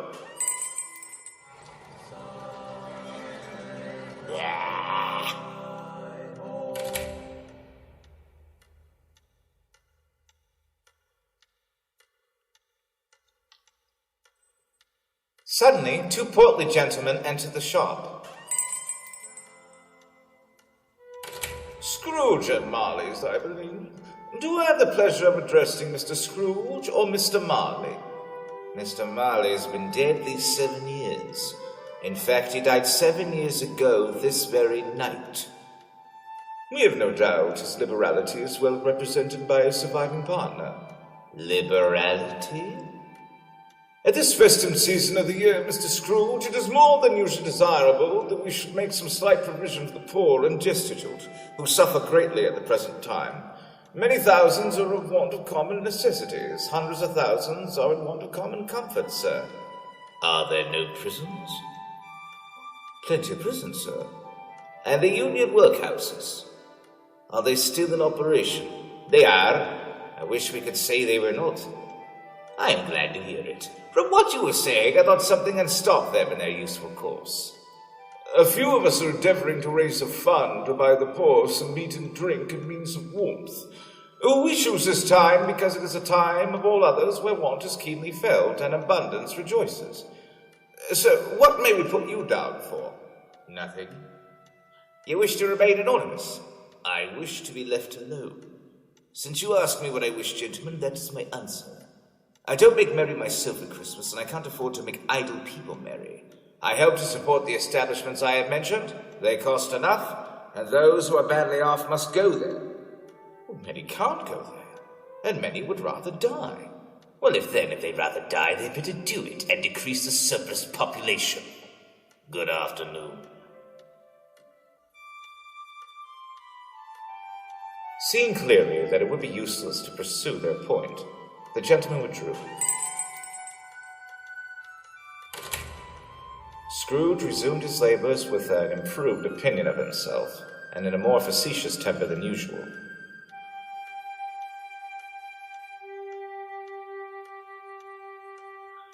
At length, the hour of shutting up the counting-house arrived.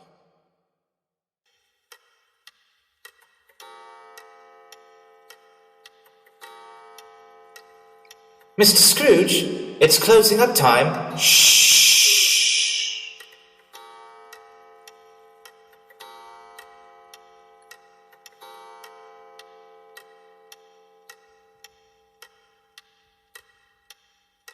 Now it is closing time.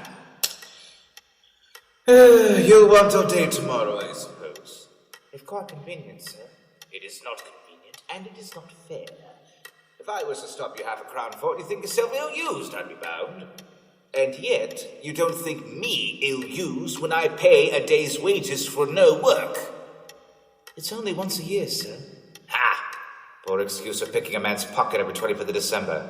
Very well, then. If you must have the whole day, be here all the earlier the next morning. I will, sir. A merry... Good night, sir. Humbug! Scrooge took his usual melancholy dinner in his usual melancholy tavern, and having read all the newspapers and beguiled the rest of the evening with his banker's book, went home to bed. He lived in a chambers which once belonged to his deceased partner. They were a gloomy suite of rooms. The yard was so dark that even Scrooge, who knew its every stone, was fain to grope with his hands.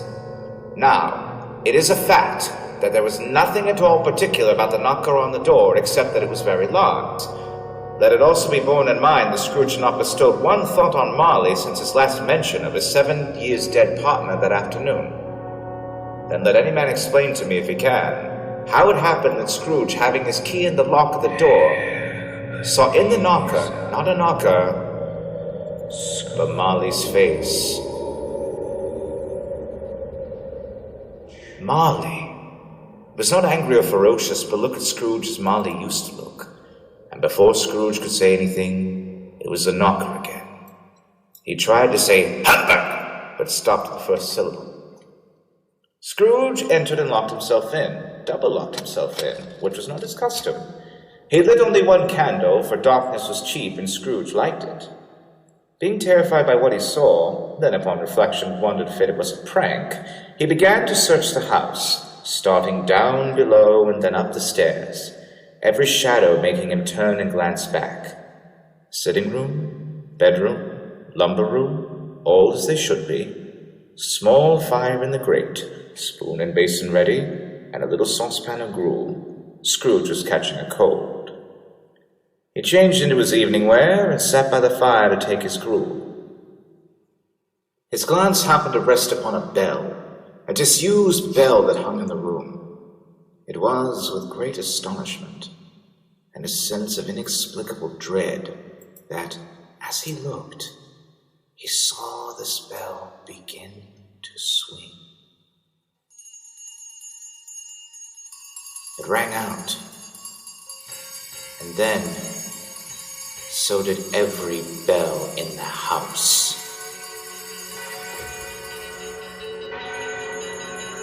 What? The front door. The side door. The bell by my bed, the one at the tower, and on the side door. Who rings them? And just as suddenly as they started, they ceased altogether, to be replaced by another sound. Down below, deep in the cellar, as if someone was dragging something very heavy across the casks, as if they were dragging chains in the hall. Scrooge suddenly remembered hearing that ghosts in haunted houses drag chains. Closer and closer the sound was coming. It's humbug! I won't believe it! I won't! What is that? The same face. The very same. Molly. He bore a chain that was clasped about his middle and wound behind him like a tail. It was made of ledgers, cash boxes, keys, all rotten steel. His figure was transparent, that Scrooge, looking through him, could see his watch in his waistcoat pocket. How now? What do you want with me? Much. Who are you? Ask me who I was. Ha! You're particular for a ghost. Who are you then? In life, I was your partner, Shaken Marley. Can you sit down? I can.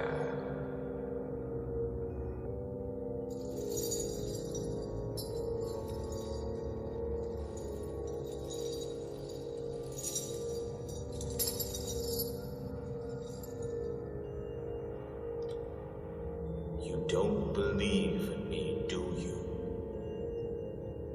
No, I don't. What evidence would you have of my reality beyond that of your own senses? I don't know. I don't doubt your senses. Because a little thing affects them. A slight disorder of the stomach makes them cheats. You may be a bit of undigested beef, a blot of mustard, crumb of cheese, a fragment of an underdone potato. There's more gravy than grave about you, whatever you are. Humbug, I say! Humbug! Mercy, I beg you, dreadful apparition, why do you trouble me? Man of worldly mind, do you believe in me or not? I believe in you. I believe in you absolutely, but why do spirits walk the earth? And why do you come to me? It is required of every man the spirit within him should walk abroad among his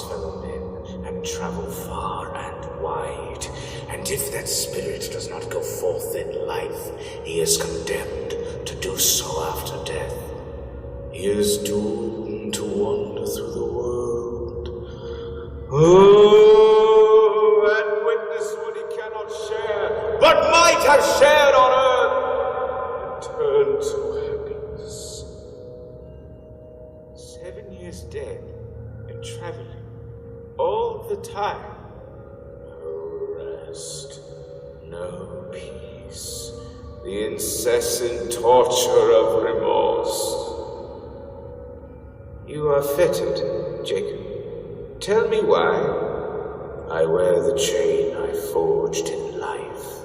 I made it, link by link, and yard by yard, while on earth, and now I can never be rid of it. Is its pattern strange to you? What would you know of those strong coils? Bear yourself, Ebenezer. It was as full, as heavy, and as long as this these 7 Christmas Eves ago. You have labored on it since. It is a ponderous chain. Scrooge looked about him. I see no chain. Mine were invisible to the day of my death, as yours shall be. My spirit, like yours, never walked beyond the narrow limits of our counting house. But, Jacob, you were always such a good man of business. Business! Mankind was my business. The common welfare was my business. Charity, mercy, forbearance, and benevolence were all my business. The dealings of my trade were but a drop of water in the comprehensive ocean of my business. Why did I walk through crowds of fellow beings with my eyes turned down, and never once raised them to that blessed star that led 3 wise men to a humble stable? Marley, tell me more, but speak comfort to me. I have none to give. None. Comfort comes from other sources, Ebenezer Scrooge, and is conveyed by other ministers than I, to other kinds of men than you. How I appear tonight in the shape that you can see, I do not know. But I have sat invisible beside you many and many a day, trying to reach you. I am here tonight to warn you and offer you a chance of hope of escaping my fate. A chance of my procuring Ebenezer. You were always a good friend to me, Jacob. Thank you. You will be haunted by 3 spirits. Is this the chance of hope that you mentioned? It is. Well, in that case, never mind.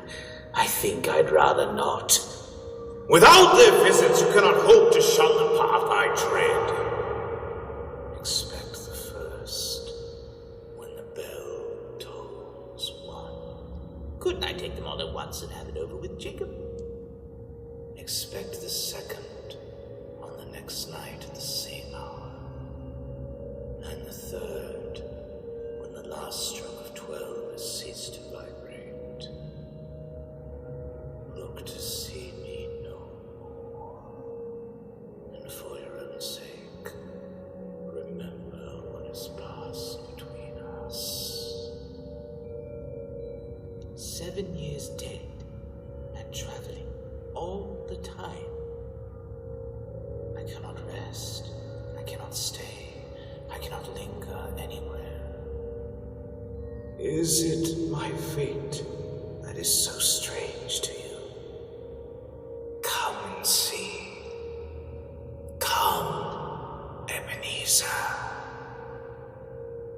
The ghost of Jacob Marley led Scrooge to the window, and below he saw a strange sight. Marley pointed out the window. The night was cold and frosty.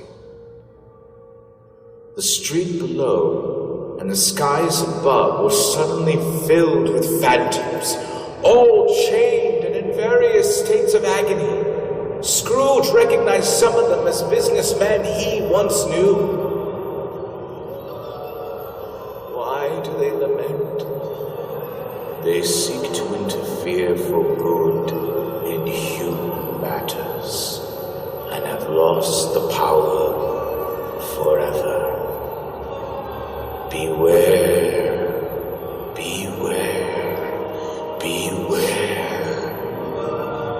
lest their dreadful fate be yours.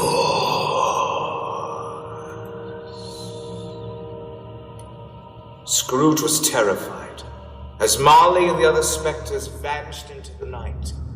The street was still and silent once again. Scrooge closed the curtains after locking the window and ran to his bed. He fell asleep without undressing.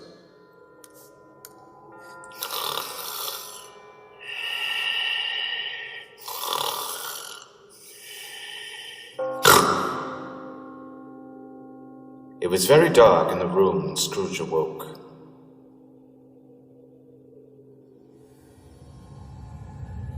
Suddenly, a glow began to fill the room.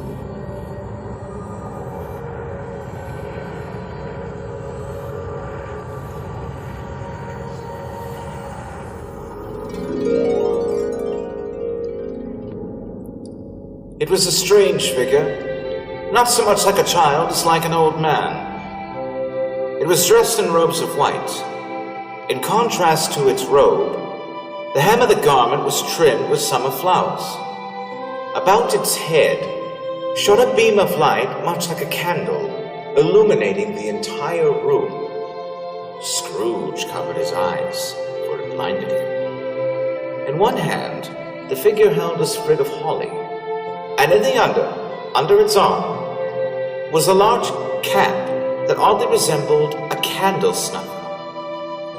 The gaze was gentle, but yet filled with a knowing wisdom. Are you the spirit whose coming was foretold to me? I am. Who and what are you? I am the ghost of Christmas past. Long past? No, your past. Perhaps you would do me a favor and put upon your head that cap that you hold in your hand. I bear the light of truth. Would you use this cap to put it out? Is it not enough that men like you, whose passions made this cap, and forced me to wear it low upon my brow? Beg your pardon, I had no intention of offending. What's your business with me? It is for your welfare that I appear. I'm much obliged to you, but I feel that a night of uninterrupted sleep would be more conclusive to my welfare. Be careful, Ebenezer Scrooge. I am speaking of your reclamation before God. Oh. Well, if it's reclamation, then let's get on with it.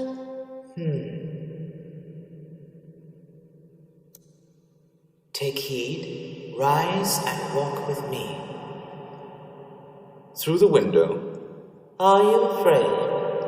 I am mortal and liable to fall. Bear but a touch of my hand, and you will be upheld in more than this.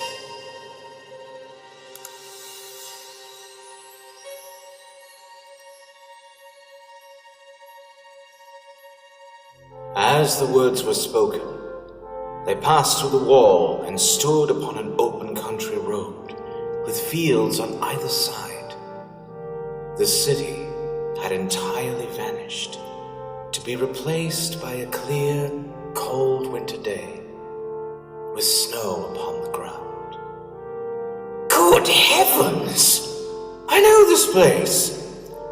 I was a boy here! Your lip is trembling. And what is that upon your cheek? The code. Conduct me on, spirit. Do you not remember the way? Remember it? I could walk it blindfolded. Strange to have forgotten it for so many years. They walked along the road leading into a country village where Scrooge could see a carriage full of boys leaving the school just ahead. Why, that's David Masterson and Robert Estes! Hello, boys! Hello! They can't... Ebenezer, these are merely shadows of the things that have been. They had no consciousness of us. The school is not quite deserted. A solitary child neglected by his friends is left there still.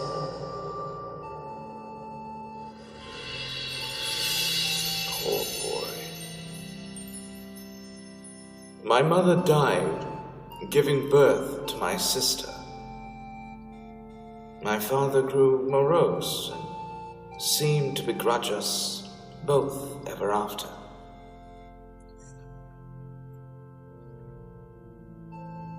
Let us see another Christmas. Scrooge saw himself grow older as the years passed before his eyes. A young man stood where the solitary child once was. His solemn reflections were interrupted by an unexpected visitor. Dear brother, I've come to bring you home. Home, little Fran. Yes, home for good and all. Father is so much kinder than he used to be. He was in a pleasant mood just the other night, so that I was unafraid to ask him once more if you might come home. And he said, yes, you should. And he sent me to bring you, Ebenezer. Ebenezer, Father has arranged an apprenticeship for you. You're to be a man and begin your career. You'll never have to spend another moment at this dreadful school. But first we'll be together all Christmas long and have the merriest time in the world. Come, Ebenezer, pack your things. The carriage is just outside. Fran, are you sure Father's ready to have me home? Oh, yes, I'm sure of it. But where am I to be apprenticed? You will work for a wonderful man, Mr. Fezziwig, who keeps a warehouse. Now come, you mustn't keep the carriage waiting. Your sister was a frail creature and often ill. But she had a large heart. So she had, Spirit. So she had. Your sister died a young woman, but you did have a child, I believe? One son. True, your nephew. He has your sister's eyes. So he does, Spirit. Come along, Ebenezer. It is time to see another Christmas. They were now in the busy thoroughfares of a city. Here, too, it was Christmas time again. But it was evening, and the street lights were lit up. Do you know this warehouse in London town? Know it? I was apprenticed here. Look there. Why, it's old Fezziwig. Bless his heart. It's Fezziwig, alive again. And there's Dick Wilkins. We were the best of friends. Yo-ho there, Ebenezer, Dick. No more work tonight, my boys. It's Christmas Eve. Clear all this nonsense away, all of you. We must make room. Life is too short for all work and no play. I say it's time for a party. Hi-ho, Dick. Cheery up, Ebenezer. It was done in less than a minute. Every movable thing was packed off as if it were dismissed from public life forevermore. There were Christmas screens and Chinese lanterns, candles, and a Yule log. In came a fiddler with a music book. In came Mrs. Fezziwig and the 3 Miss Fezziwigs, beaming and lovable. Then came the 6 young men whose hearts they broke. In came all the young men and women employed in the business. There were dances and there were games, there was cake, a great piece of cold roast, and mince pies, and plenty to drink. It's such a small thing to make the silly people feel so much gratitude and joy. A small thing? Is it not? After all, what did he do, this Fezziwig? Spent a few pounds on a party. Does he deserve such praise as this? It isn't that, Spirit. Why, Mr. Fezziwig had the power to make us happy or unhappy. He can make our work pleasant or miserable, just in the way he looks at us and the way that he addresses us. 1,000 such little things add up, you know, and to the happiness he gives is as great as if it cost a fortune,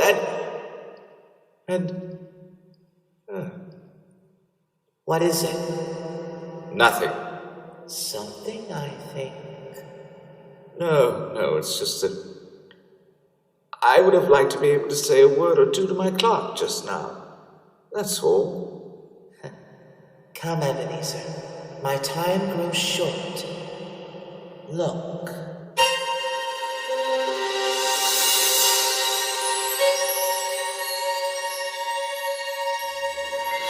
Again, Scrooge saw himself. He was older now, a man in the prime of life. His face didn't bear the harsh and rigid lines of later years, but there was an eager, greedy, restless motion in the eye, which showed the passion that had taken root. To you it matters little, very little. Another idol has displaced me, and if it can cheer and comfort you in the time to come, as I would have tried to do, I have no just cause to grieve. What idol has displaced you? A golden one. Now there's a double standard for you. All the world speaks so vehemently against poverty, yet it condemns the pursuit of wealth just as harshly. You fear the world too much, Ebenezer. All your other hopes have merged into the one hope of eluding the disdain of others. I've seen your nobler virtues fall away one by one, until nothing is left but one master passion, the pursuit of profit. It consumes you. What then? Even if I've grown wiser and more astute, I haven't changed my feelings towards you. Oh, Ebenezer, our promise to one another is an old one. We made it when we were both young and poor, and happy to remain so until we could improve our fortunes together by patience and hard work. But you've changed. You are not the same man. Tell me, Ebenezer, if all this had not happened, would you seek me out and try to win me now, a poor dowerless girl with nothing to bring to a marriage? No. Just as I thought. You may feel sad now, Ebenezer, but I have no doubt that you will dismiss the thought of me very soon, as if you were glad to have awakened from a bad dream. May you be happy in the life you've chosen. Go after her. You fool, go after her! I should have gone after her. I almost went after her. Almost carries no weight, especially in matters of the heart. And you did have a heart, didn't you, Ebenezer? Spirit, why do you torture me? Conduct me home! There is one more shadow to see. Show me no more, leave me! Haunt me no longer! Scrooge grasped the cap from under the spirit's arm and began to push it down upon its head, to blight out that blinding glow. As he pushed, feeling as though he were wrestling a bear, the spirit's voice echoed in his ears. These are the shadows of things that have been. They are what they are. Do not blame me. Scrooge found himself alone in his room, feeling exhausted from the dizzying experience with the ghost of Christmas past. His head had just barely hit the pillow when he had fallen asleep.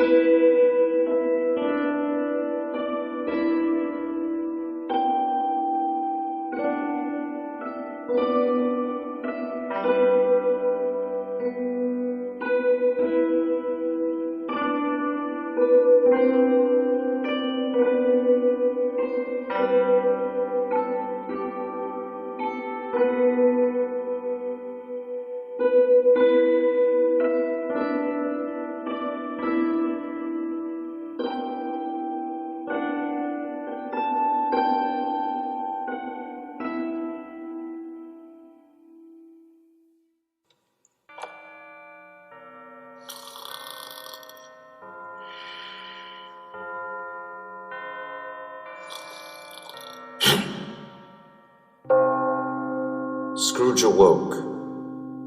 He remembered the words of Jacob Marley and wondered where the second spectre would appear. He slowly became aware of a strange glow emanating from his sitting room.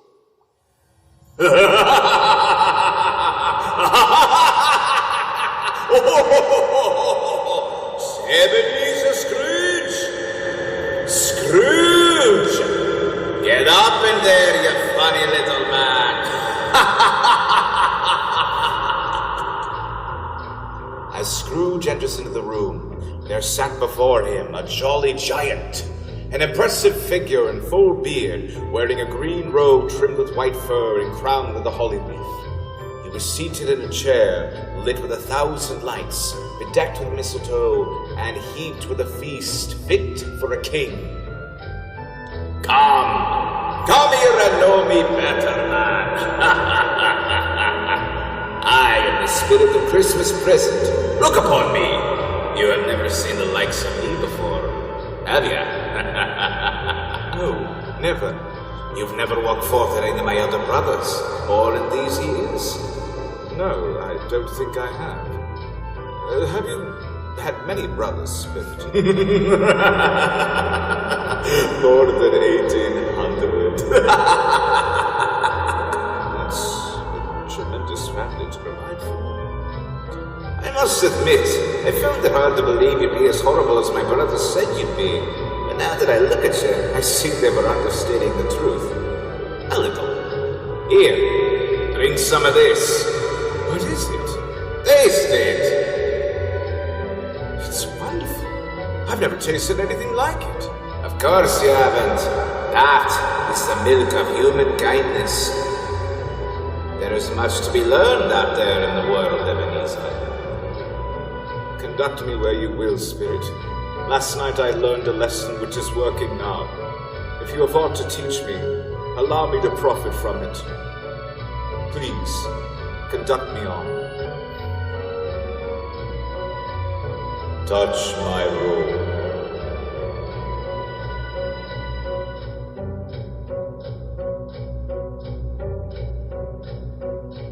Don't be afraid.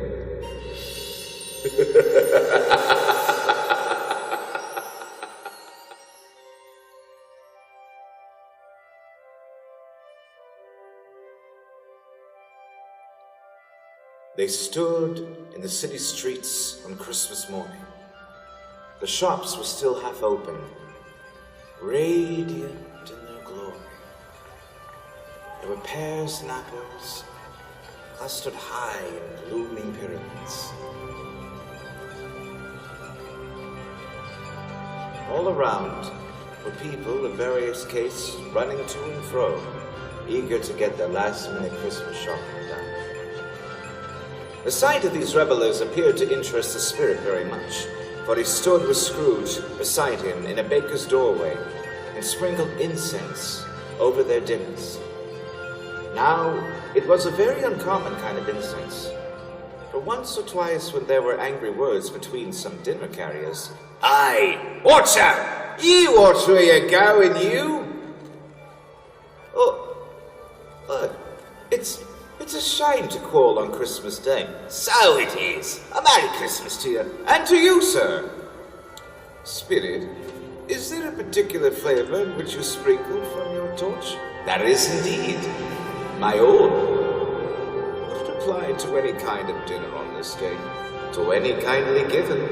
A poor one most of all. Why do a poor one most? Because he needs it most. And perhaps it was the pleasure the good spirit had in showing off this power of his. Or else it was his own kind, generous, hearty nature, and his sympathy for all poor men, that eventually led him straight to Scrooge's clogs. And on the threshold of the door, the spirit smiled and stopped to bless Bob Cratchit's dwelling. Do I need to go in there? It will cost you nothing, which I suppose is good news for you. But can they see me? No. Which I would say is good news for them. Then uprose Mrs. Cratchit, dressed up but poorly in a threadbare gown, but decorated with ribbons, which were quite festive looking. She was laying the tablecloth when the two small Cratchits, a boy and a girl, came tearing in, screaming that outside the baker's they'd smelt their goose and knew it for their own. Whatever's keeping Father and Tiny Tim? And Martha wasn't as late as last Christmas Day by half an hour. Here's Martha, Mother. Why, bless your heart alive, my dear, how late you are. We'd have a great deal of work to finish up last night, and I had to clear away this morning, Mother. Well, never mind, as long as you're here. And then came Bob, the father, with his threadbare clothes donned up and brushed to look seasonable, and Tiny Tim upon his shoulder. Alas for Tiny Tim, he bore a little crutch and had his limbs supported by an iron frame. And how did little Tim behave? Was good as gold and better. Somehow he gets thoughtful sitting by himself so much, and thinks the strangest things you've ever heard.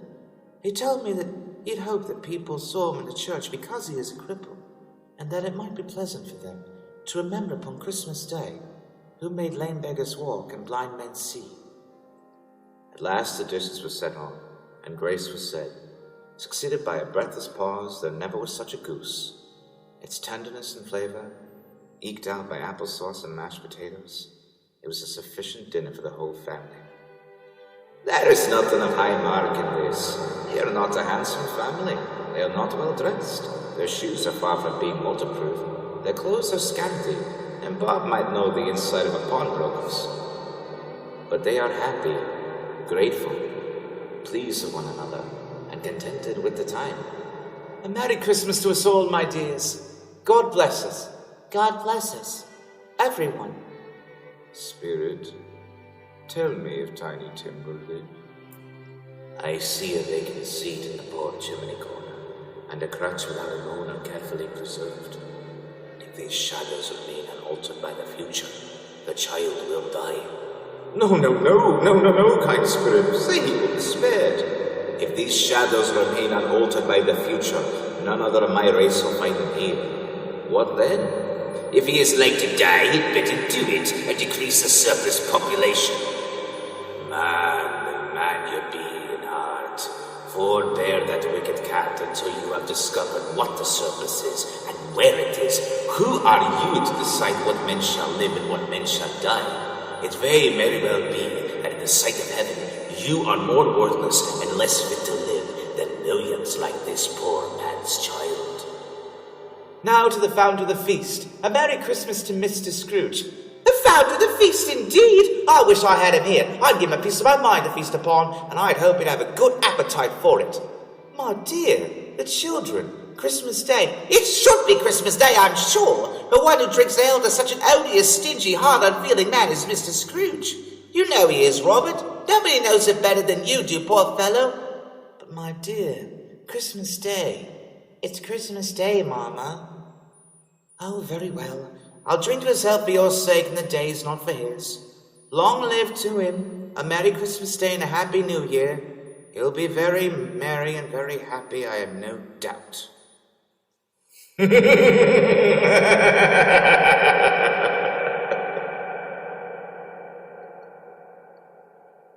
It was getting dark and snowing pretty heavily, and as Scrooge and the spirit went along the street, the brightness of the roaring fires in the kitchens, parlors, and all sorts of rooms was wonderful. And now, without a word of warning from the ghost, they stood upon a bleak and deserted place. My time grows short. A spirit's life so brief? My time in this world is very brief. It ends tonight. Tonight? Tonight at midnight. The time is drawing near.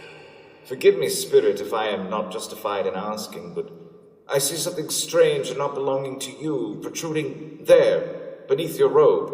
Is it a foot or a claw? It might be a claw for all the flesh there is on it. Look here. Boy and girl, ragged, scowling, wolfish, a graceful youth should have filled their features out, a stale and shriveled hand had pinched and twisted them, and pulled them into shreds. Where angels might have sat enthroned, demons lurked. Spirit, are they yours? No, they are man's. The boy is ignorance. This girl is want. Beware them both and all their kind, but most of all beware this boy. For upon his brow is written the word doom. Unless the writing be erased, if you deny him, slander those who tell others about him, admit he exists and do nothing about it, then doom will engulf you. Have they no refuge or a source? Are there no prisons? Are there no workhouses? Are there no prisons? Are there no workhouses? Are there no prisons? Are there no workhouses? In the back of the hall, a figure emerges. Spirit! Come back! I wish to talk! It's like watching a shadow take form, a towering presence draped in robes so dark they seem to swallow the light. You bet. They glide past and a chill runs down my spine. There's an air of awe mixed with a tinge of apprehension. I am in the presence of the spirit of Christmas yet to come. You are about to show me shadows of the things that have not happened, but will happen in the time before us. Is that not so, Spirit? Ghost of the future, I fear you more than any spectre I have seen. Will you not speak to me? Very well. Lead on, then. The night is passing fast, and it is precious time to me. Lead on, Spirit. Lead on.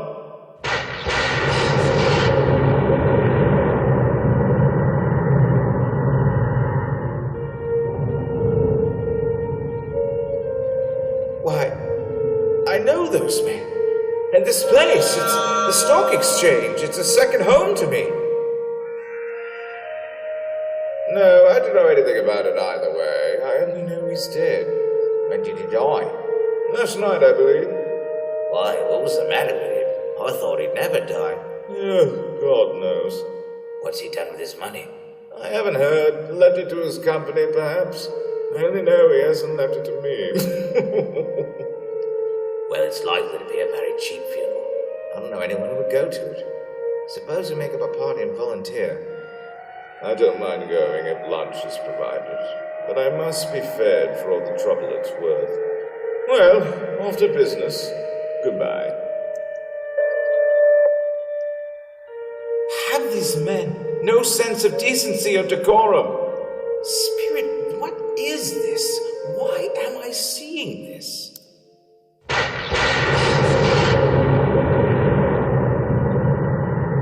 They left the busy scene and went into an obscure part of town where Scrooge had never been before. The streets were foul and merry, the people drunken, slipshod, ugly. The whole quarter reeked with crime, filth, and misery. I was here first. Mrs. Dilber shall be after me. Isn't this something, Joe? All of us met here without meaning it. You couldn't have met in a better place. Come in and sit. Don't be shy. We're all suitable to our calling. We're well matched, to be sure. Come in. What odds, then? What odds, Mrs. Dilber? Every person has a right to take care of themselves. He always did. It's true indeed. No man more so. Very well, then. Who's the worse for the loss of a few things like these? Not a dead man, I suppose. No, indeed. If he wanted to keep them after he was dead, the wicked old screw, why wasn't he more natural in his lifetime? If he had been, he'd have someone there to look after him when he was struck with death, instead of lying there gasping out his last. They're all alone by himself. It's the truest word that was ever spoke, Mrs. Oliver. It's a judgment on him. I wish it was a little heavier one, and it should have been. You could count on it if I could have laid my hands on anything else. Now open that bundle, Joe, and let me know it's by you, dear. Speak out plain. Let's see. A seal, pencil case, pair of sleeve buttons. I'll give you £1 aid. and not another sixpence if I was to be boiled for not doing it. Of course, I always give too much to the ladies. It's a weakness of mine. It's the way I ruin myself. Let's see. Sheets and towels, 2 old-fashioned silver teaspoons, a pair of sugar tongs, and a few boots. What do you call this? Bed curtains? Aye, bed curtains. You don't mean to tell me you took them down rings or more with them lying there. And what if I did? Why not? What a lovely shirt. I hope it didn't die better than catching. You may look through that shirt to your eyes, Jake, and you won't find a hole in it, nor a threadbare place. It's the best he had, and a fine one, too. They'd have wasted if it hadn't been for me. What do you call wasting it? Putting them on to be buried in, but I took it off again. Don't you see? He frightened everyone off when he was alive, only to profit us when he's dead. I see. The case of this unhappy man might be my own. My life tends that way now. Spirit, this is a dreadful, filthy place. In leaving it, I shall not forget its lesson, believe me. Let us go. Let me see some tenderness connected with a debt, I beg of you.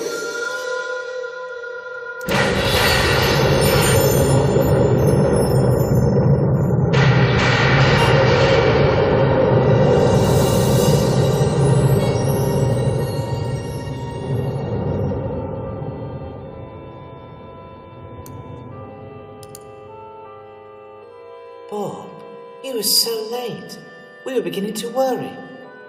Did you go to see them digging?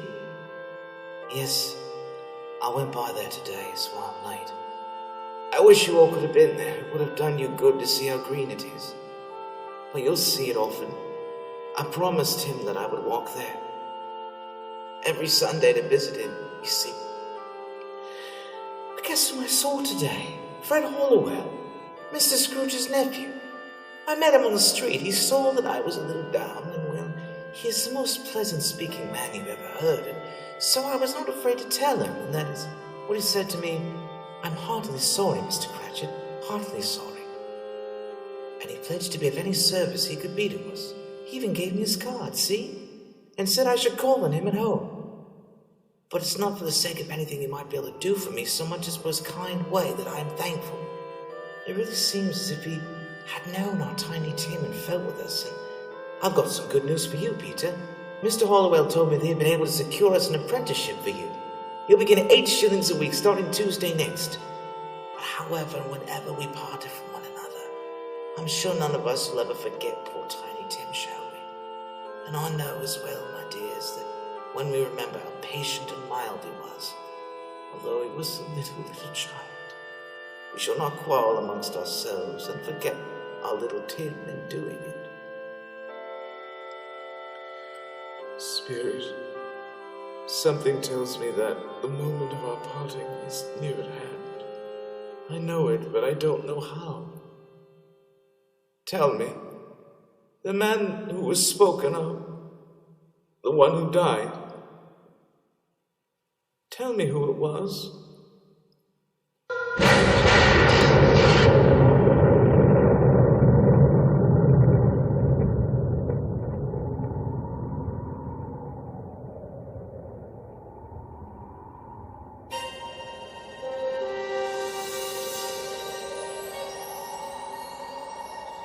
The spirit led Scrooge onward, past the church, and through the iron gates of the churchyard. In the distance, Scrooge could barely discern the freshly dug grave of poor Tiny Tim. But the spirit continued walking towards an overgrown area, filled with graves that are broken and cracked, long forgotten. It stopped in front of one particular stone and pointed.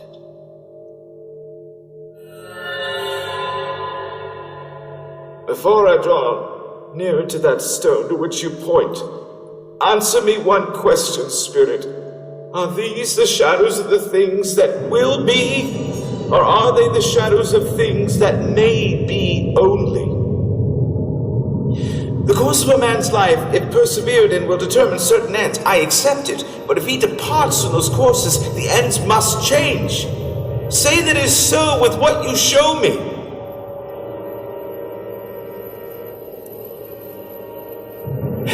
Mr. Scrooge! No! No, it can't be! Am I that man? Am I the man who died, whom no one mourned? Say it isn't so, Spirit, say it isn't so! Spirit, hear me! I am not the man I was. I will not be the man I must have been but for your intervention. Why show me this if I have past all hope? Surely your nature deceits me and pities me. Assure me that I may yet change these shadows you have shown me by a change in life. I will honor Christmas in my heart and try to keep it all the year. I will remember the lessons of the past. I will live in the present. I will live towards the future. The spirits of all three will strive within me. I will not shut out the lessons that they teach. Oh, tell me that I may sponge away the writing on this stone. Please. Please.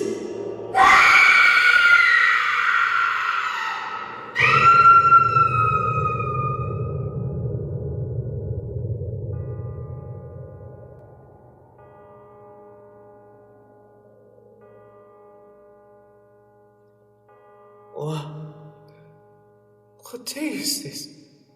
It's morning, but what day? How long have I been with the spirits? I don't know. I don't know anything. But I'm alive. I'm alive. The bed curtains, they're still here. They're not torn down, they're here. I'm here. Woo! I don't know what to do. I feel as light as a feather. I'm as happy as an angel.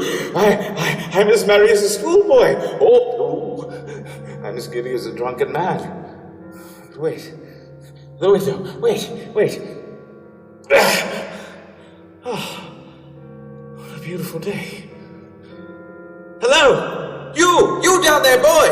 Yes, you! Oh, what day is it? Wait, don't be afraid, my boy. What day is it? What day is it? Yes, what day is today? Today? Well, it's Christmas Day. Christmas Day? Are you quite sure, my fine fellow? I should say I am. The spirits have done it all in one night. Well, of course they can do anything like. Of course they can. Hello, my fine fellow. Hello. Do you know the poulterers in the next street but one on the corner? I should hope I did. What a wonderful boy, a remarkable boy. Do you know whether they've sold the prize turkey that was hanging in there? What? The one as big as me? What a delightful boy. A pleasure talking with him. Yes, my buck, the one as big as you. It's hanging there now. It is. Well, then you must go and buy it. Yes, you go and buy it now. Copper! Police! No. Look, I really do mean it. Look, see? Here is the money.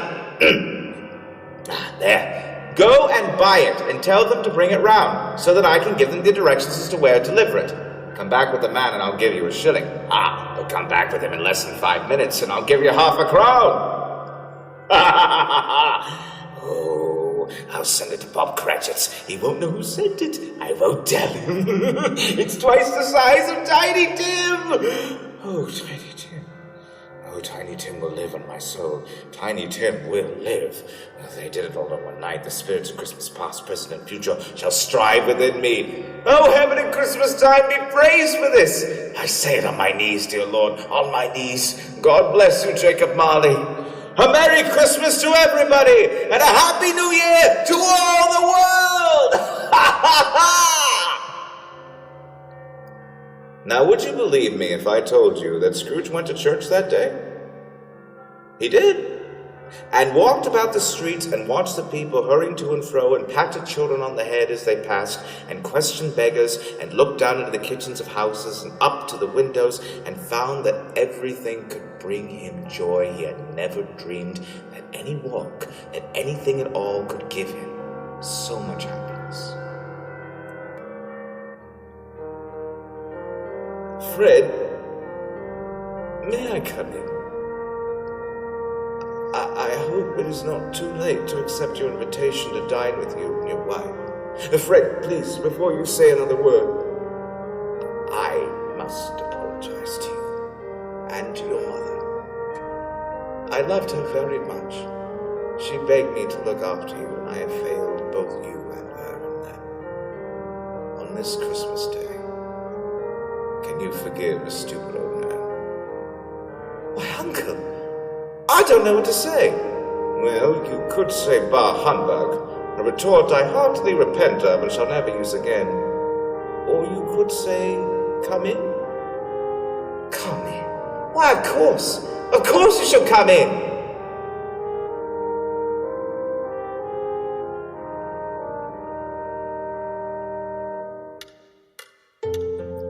The next morning, in Scrooge's counting house, Scrooge arrived earlier than usual, knowing Bob Cratchit would be late. As usual, he had a difficult time portraying his former nature, much to his own delight.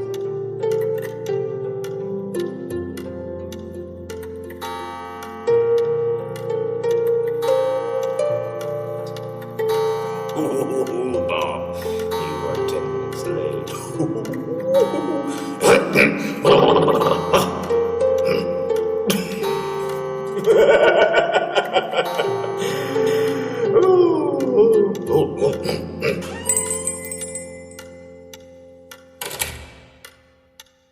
What is this? Morning, sir. Mr. Cratchit. You are late, sir. Yes, sir. What do you mean by coming here at this time of day? I'm very sorry, sir. I'm behind my time. Step this way, if you please, Mr. Cratchit. It's only once a year, sir. It shall never be repeated. I was making rather merry yesterday with my family.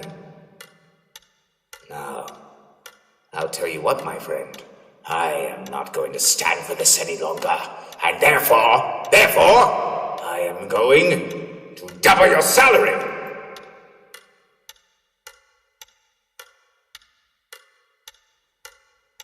What?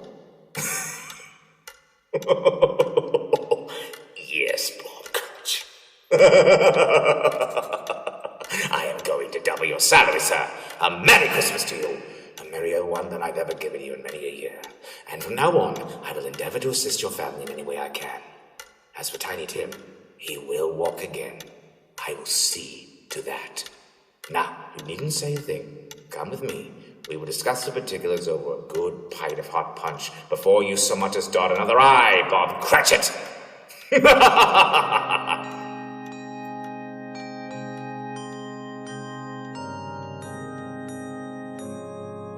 Scrooge was better than his word. He did it all, and infinitely more. And to Tiny Tim, who did not die, he was a second father. He became as good a friend, as good a master, and as good a man as the good old city knew. And ever afterward it was always said of Ebenezer Scrooge that he knew how to keep Christmas and keep it well, if any man alive possessed the knowledge. May that be truly said of us, and all of us. And so, as Tiny Tim observed, God bless us, everyone.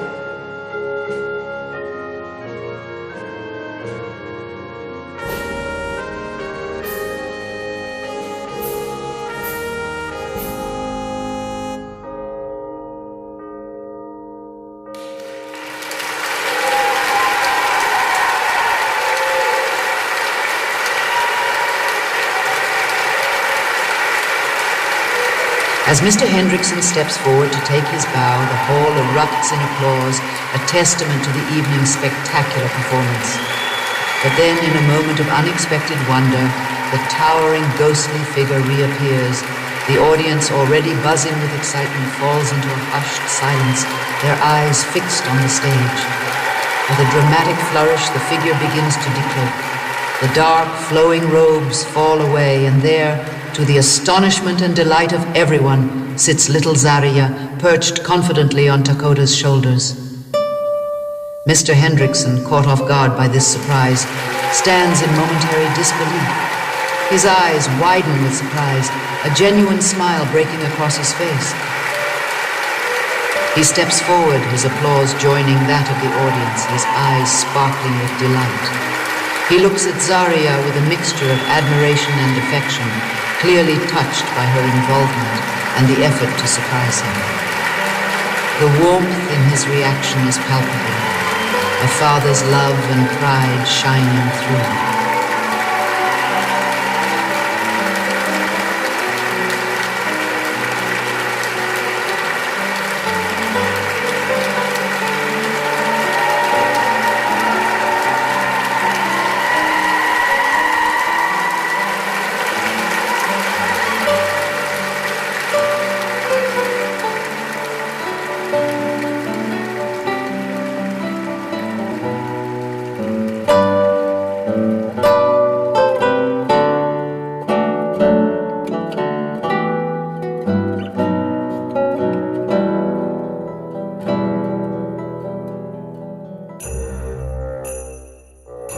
lights of Hendrickson Hall dim and the last echoes of laughter fade into the night, I'm reminded of the enchantment that lives within these walls and in the hearts of those who share these moments with us.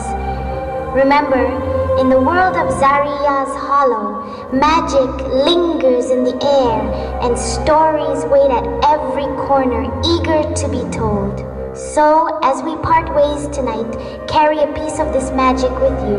Let the wonder of tonight inspire dreams and the unexpected joys of life.